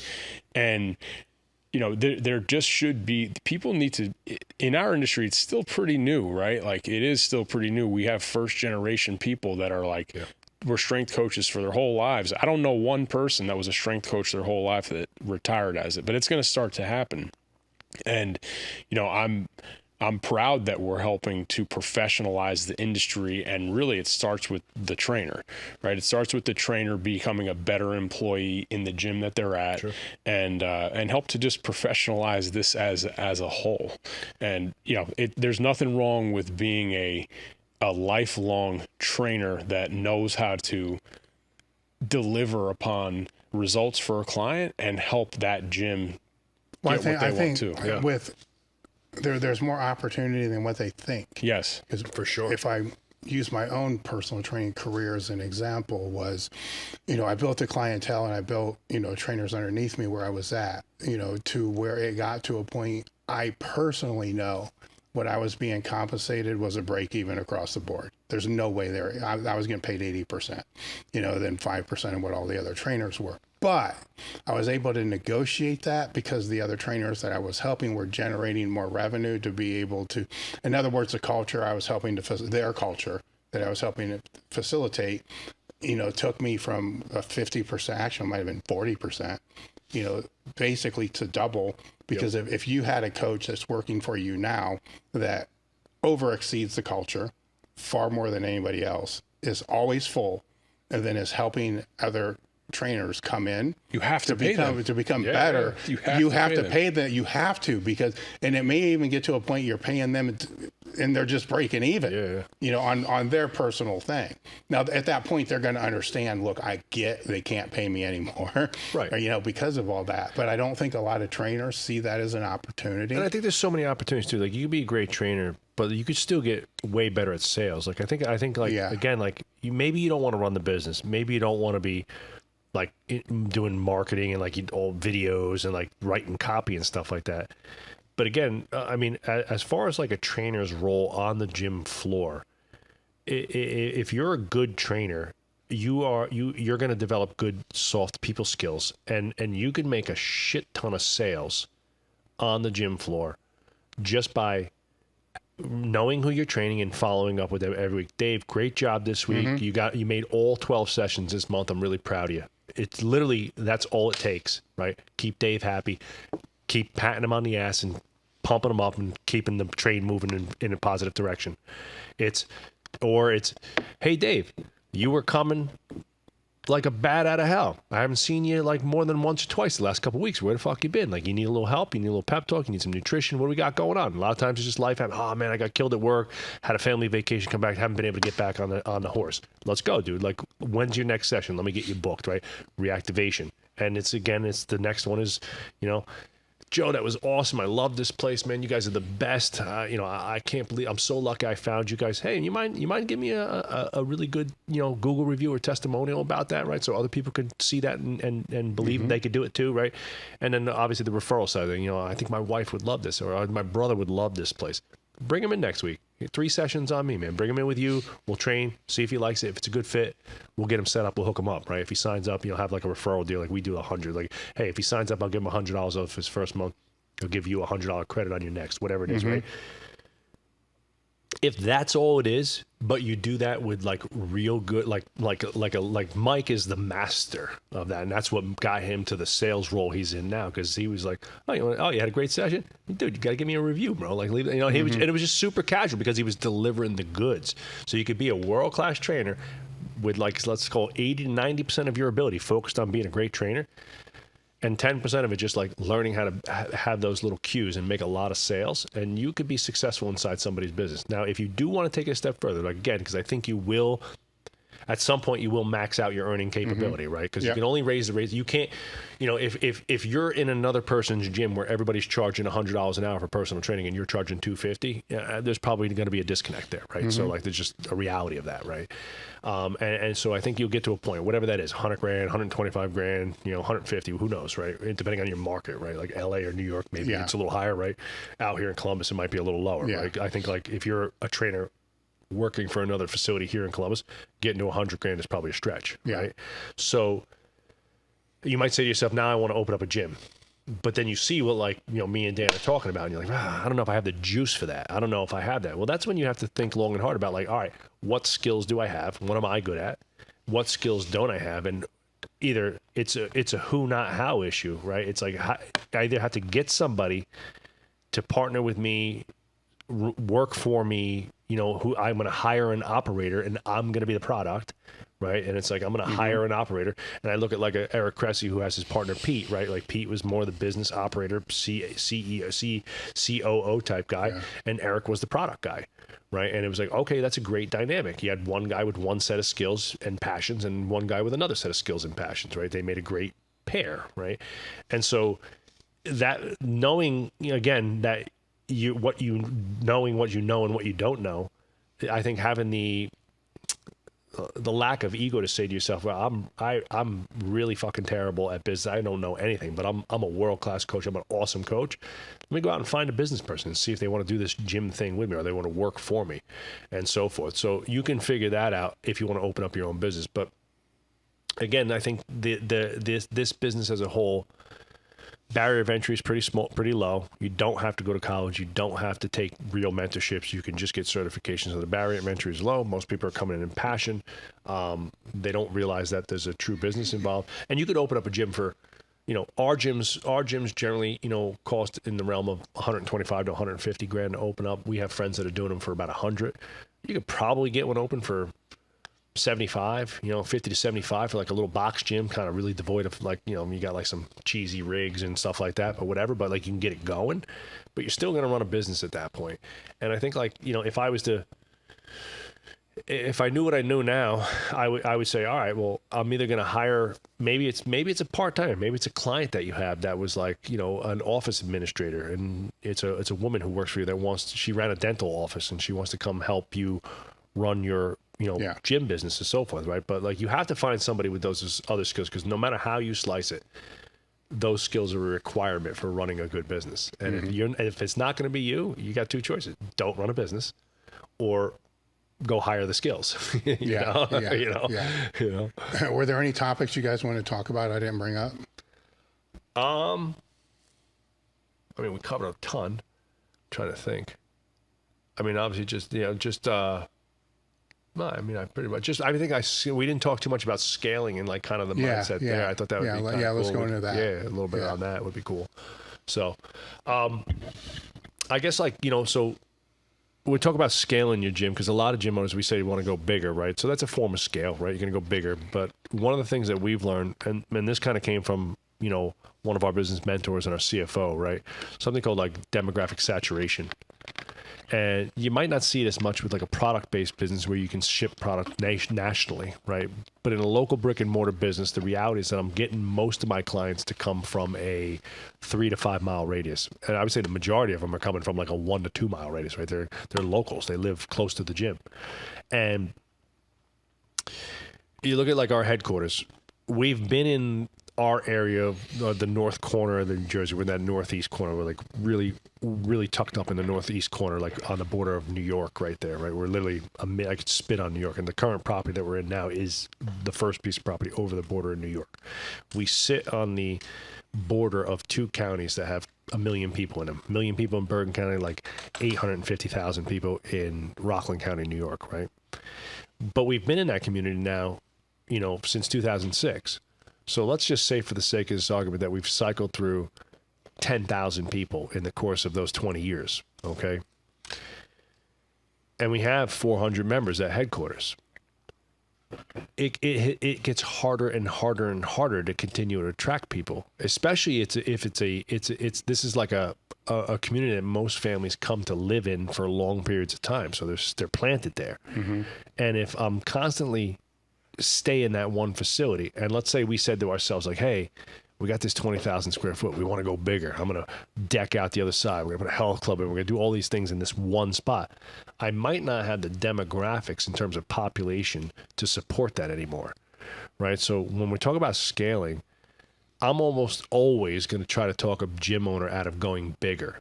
If you have a really great, profitable, thriving business and it's 1,000 square feet, stay there.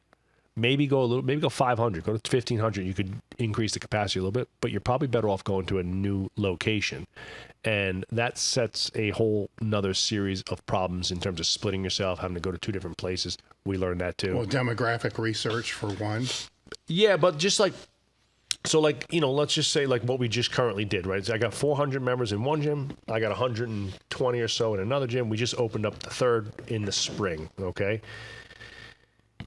It's way easier to get the first 100, 150 people to flood into a new gym because it's new, cool, and exciting in a brand new market than it is for us to get another 150 members at HQ would take enormous amounts of energy and money, right, on the marketing side of things.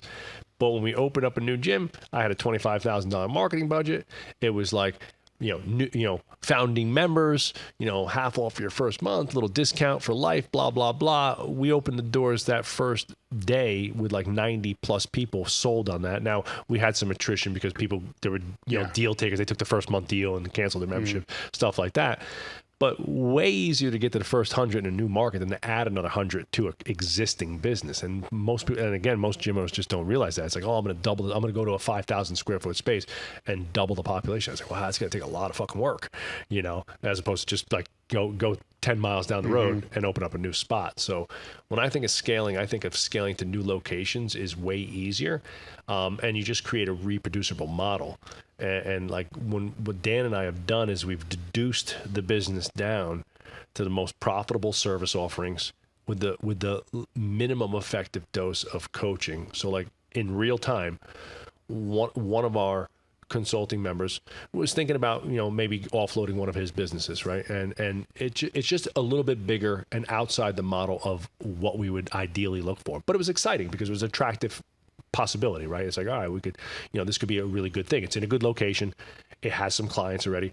And obviously when you're looking to get out of gym, you usually, don't get quite what you want for it. So you could probably get a decent rate on it, right? To take it over, right? Yeah. But it's twice the size of what we're looking for and we require twice the staff. So for us, it's just a hard no because we know what we want to do going forward. And it's like, I want one coach in the morning, one coach in the afternoon, and maybe if we have to, have a part-timer swing in there. That way you got 2 people making excellent money, right, doing really, really good, and we're making what we need to make on the profit side. And it's a simple, profitable, fun business that if shit hits the fan and one of those persons shits down their leg and, falls apart or whatever, I can easily put a new person in. I don't have to get 6 new people. I got to get one dude or one girl in there and to run the shop. And I think like when you start to think at scale, it's like, all right, Dan and he's incredibly creative and smart in all realms, marketing and sales. But generally, when you do like some cognitive tests, like I score a little bit higher on quick start / creativity and things like that. So my brain works in 50 different directions, right? I tend to be a multiplier, right? Like I want to add things, add more classes, add more service offerings, things like that. Now he's got to pull it back. And he's got to pull it back. So I've learned, obviously, over the years of doing business, that simple wins the battle almost every time, right? And I think, like a lot of gym owners, what we've learned is that when you have a simple business, it's easy for everybody to digest, right? It's easy for the employees to know how they impact the business and what they need to do every day. And it's easy for the clients to understand where they fit in the service offerings. Like when you only have one product, 3 price points, 2 coaches, right? A small gym that I can stand here and see everybody in front of me, right? It's not like in my gym, there could be 50 people training at one point in time at the big gym, right? It's so much simpler and easier to run. And all those systems then become repeatable and reproducible way easier. Like there's a lot of things at HQ that if we were to like let's say, disband the whole place and open up a new place, that all those things would die. And like when we started scaling, we were like, all right, what here needs to die? And you know, we still work with. We've worked since our realization that we didn't know shit when we went to visit Pat years ago. Since then, we've paid for consulting every year. Hey, we pay for coaching. Like, hey, what are we doing that we're in it? So what are we not seeing? And when we decided to scale, we were working with our business coach, Vince Gabriel, and he said something that still it rings in my mind. It affects the subconscious of doing business all the time, and it's that growth and control work inversely of one another. So if you're a coach that loves coaching and you want to see the product and be in it and be spotting people and adjusting and helping your coaches kind of patrol the floor, you can't do that in 3 businesses at the same time. So even if you want to, even if you go to each one, you go here on Monday, here on Tuesday, and you're driving fences and seeing what's going on, like you won't be able to do it as much as you can in one space. And if you can't make peace with that, you're never going to be able to scale effectively. And for us, I know, like Joe and I, the way that we did business for such a long time, and it was baked and it was innate, is that we were in it. We were living it. We were there all the time. We were part of the freaking walls in the place. The expansion plan, it can't be like that anymore. Yeah. So the control of it, I know for myself, is like, hey, this feels uncomfortable, and it is uncomfortable. So, and I have a little bit more of a problem with that than he does. Like Dan, and the reason why, like a couple years ago, with Vince's help, and Vince, I give Vince a lot of credit. Vince has been an amazing friend and mentor to us too, and has helped us a ton. Who also does business consulting and stuff like that. He's a great guy, and sharp dude who's a consistent learner too. And he basically, one day we had a consult with him and a group of other like high performing gym owners. Mark, who was on the podcast, was a good friend of ours, right? Who's a savage in the industry, right? Killer, right? And we had a bunch of guys. We're in a room full of a bunch of heavy hitters, and we had done some cognitive testing, like to kind of see where our work abilities were at, right? And it was really just like hearing Dan speak, and his brain goes straight to the analytics, where I'm like pie in the sky creativity guy, like we could do this, like I'm marketing. That's why I love the marketing so much.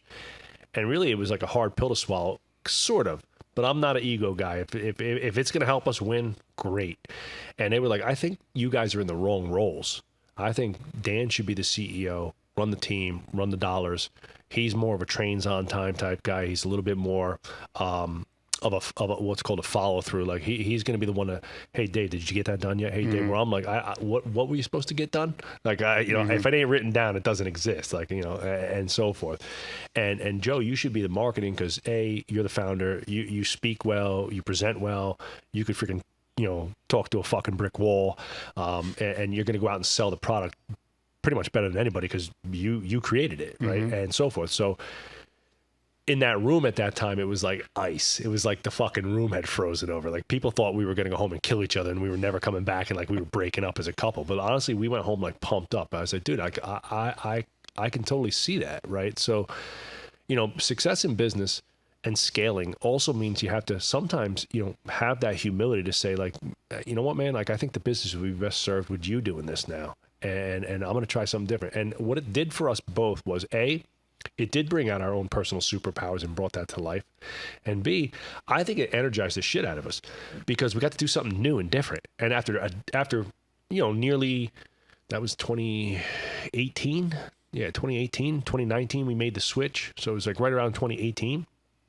I've been in business already myself for a long time, but us together since 2006. So we're talking 12 years of me being the CEO, right? And kind of like worrying about the payroll, looking at the finances, worrying about team development, all this shit, right? And it's not that I don't have anything to do with that anymore, but it's like, it's your fucking problem now, pal, right? And it's like, I got to do something new and exciting that was fresh. I got to learn a whole new skill set. And it was like, all right, I'm going to dive deep down the rabbit hole. I went out and took a whole bunch of copywriting, marketing workshops, digitech workshops and stuff like that. It was like, man, I'm learning all sorts. I'm drinking from a fire hose, learning all this cool new shit that we could bring back to the gym to increase our presentation and attract new clients. And he went and took a Goldman Sachs course. It's called the 10,000 small business leaders course, which is super heavy on the financial side. And I could see a difference like every week where his knowledge was improving to the point where like, you know, it's almost like he's almost a CFO quality guy in the gym industry now. And he's helping, you know, hundreds of gym owners a year with our consulting business master and monitor their finances better. And he gets excited about that. I'm sick of looking at the bank accounts. I did that for a long time and I was never as good. It's not a passion of mine. So I think like that, you know, when you're talking about scaling, simplicity scales. Smaller is better because the risk is way lower, right? Like if I wanted to, it cost us about $2.5 million to open up our headquarters, including the property and everything like that, right? So it was just under $2.5 million, like 2.4 million, right? If we want to do that today, that was a decade ago. That was 2013, 2014 when we started construction in 2013. Now maybe it's 5, 6, right? It's like it's not even worth it. Like you're never getting your money back on that ever. So there's no even point in even trying to do that. Like we would never that business dies, that scale dies with HQ. And if we didn't own the building and property, you know, it wouldn't even be worth it at this point. We'd just sell it and go open up. I could take the resources and people from HQ and open up 5 more gyms like that, the smaller ones. Yeah. You know, basically each one of our head guys gets in gym and we take the dozen power racks that we have in there and we put them in, exactly, you know, and just move the gear around.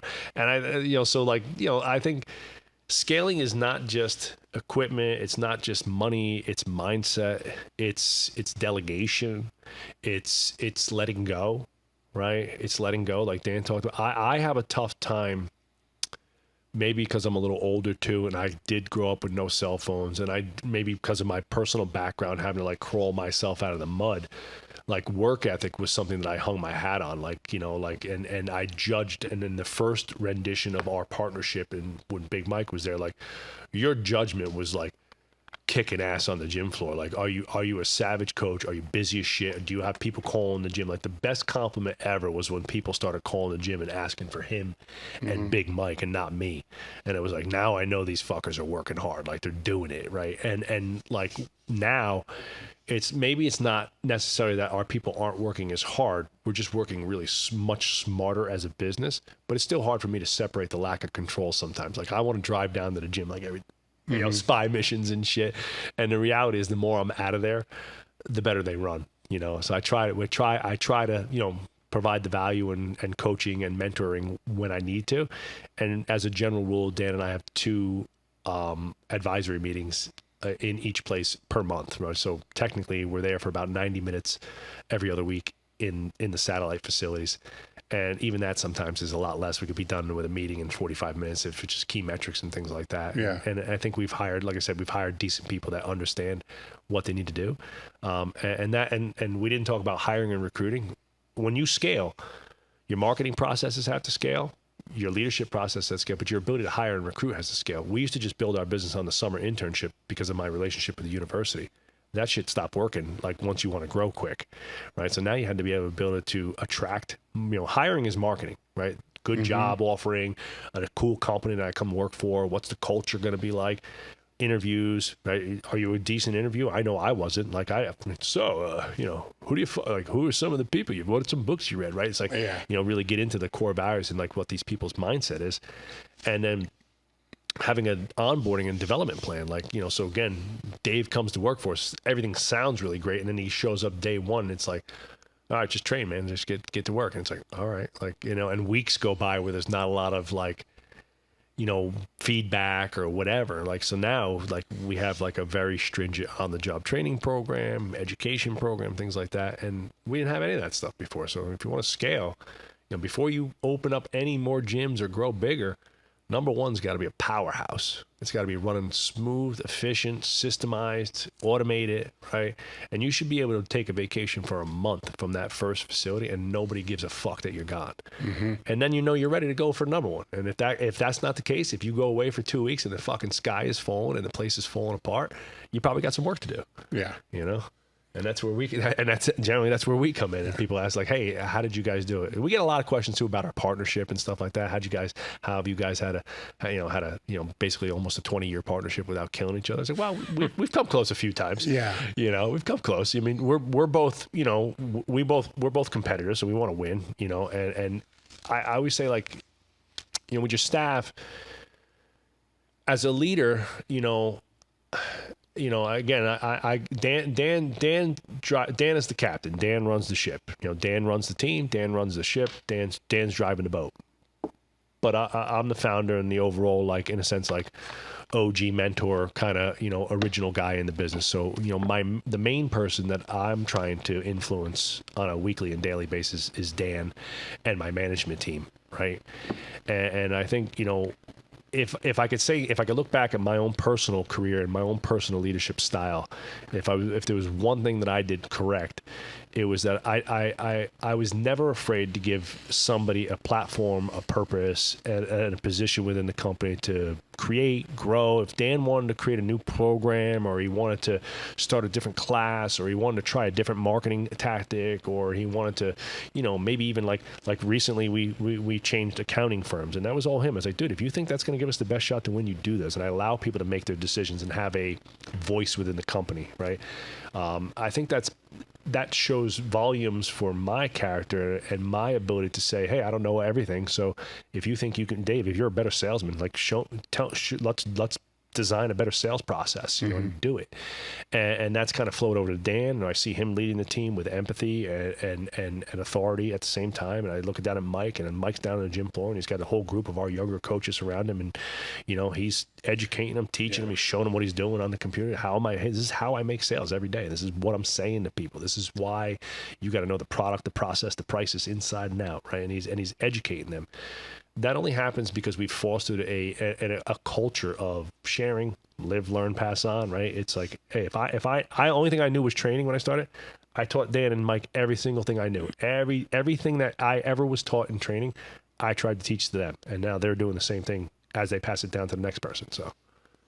What did you have something you want? Yeah, with that, just to piggyback off that, you have like one of my favorite books. I think everybody should read is The 5 Dysfunctions of a Team by Patrick Lencioni. Like for any business, but the foundation of that book is not like, okay, the teams that are doing well, the foundation of it is not the results that they're getting. The foundation of it is trust that, hey, we're all in this together. We are the core values of this company, and we will not be without conflict. And we've had a lot of conflict, but at the end of the day, when we were yelling home, at each other last week. Yeah, but I mean, who doesn't look at any great team? I think the apathy is like, that's the complacency. That's the kiss of death. If I showed up, I was like, that's not right, but I don't give a fuck. That's a problem, like where I might be challenging him on something, but he knows that I'm challenging him because I want to win. Yeah. And I might challenge somebody, and I'm not going to put them out or like make them feel like less of a person in front of others and things like that.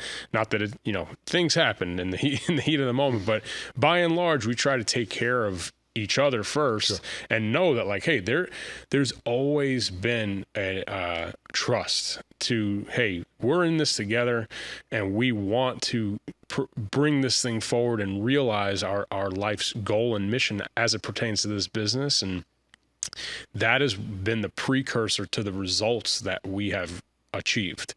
It's been trust, and if you can trust one another, there will be the opportunity to have differences of opinions. And that, if somebody's listening to this and wants to partner up, if you don't trust the person, or you don't trust the people you're working with, like truly trust them, it's not going to work. Yeah, I mean, look, this is now Dan and I have transcended, coach, mentor, just being business partners. Like we're friends, and there's only literally 2 or 3 other people in my life that I hang out with that I want to be with more than him and his family, right? And just like last night, I'm talking about it's mine and my wife's 10-year anniversary in 2 weeks, right? And I was like, I think I don't think I have any, a babysitter for Antonio, so we're just going to take him with us. He's like, dude, you want me? He's like, we'll take him. It's like, again, I trust you with my kid. Mm-hmm. Obviously, there's a lot of inherent trust there. And I think we have a saying, in our business, we're going to disagree about a lot of shit.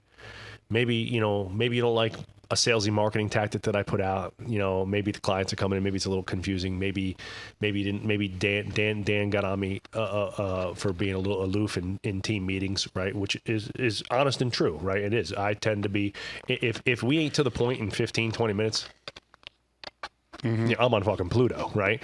And that's just my brain. And if I got work that's got to be done, like my brain's already like, all right, I got shit to do. Like this is fucking going nowhere, right? And he gets pissed because it's a bad look for other people. He's like, hey, if you're not paying, you're the founder. If you're not paying attention, then the signal to everybody else is like, they don't have to fucking pay attention. Like, why even have meetings at that point? It's like, all right, you're right, and it's not from a place of like Joe, like he's being a dick. It's like, yo, man, the optics are not good, and you're teaching other young employees that's okay. And it's like, all right, man, you're right. So the intentions are great, so it's like, we're going to disagree on a bunch of shit. We're going to have healthy conflict.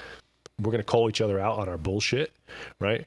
But the intentions, the winner there, the intentions are, we're like family, and he's like my brother. And, I don't want to, there's not another human being on planet Earth other than my wife and my son that I want to see succeed better than him, So when you have that, a lot of great things can happen. And I think that you've seen it on the lifting side. There's giant egos in this business. Giant, dudes with muscles generally tend to have very large but fragile egos, right? They're as big as human. They're as big as houses, but they can be very sensitive, and they can be very small inside when they have to look at the mirror and look at themselves and really start to make some personal changes in their actions, their personalities, and the way in which they communicate with other humans, right? Especially as business scales.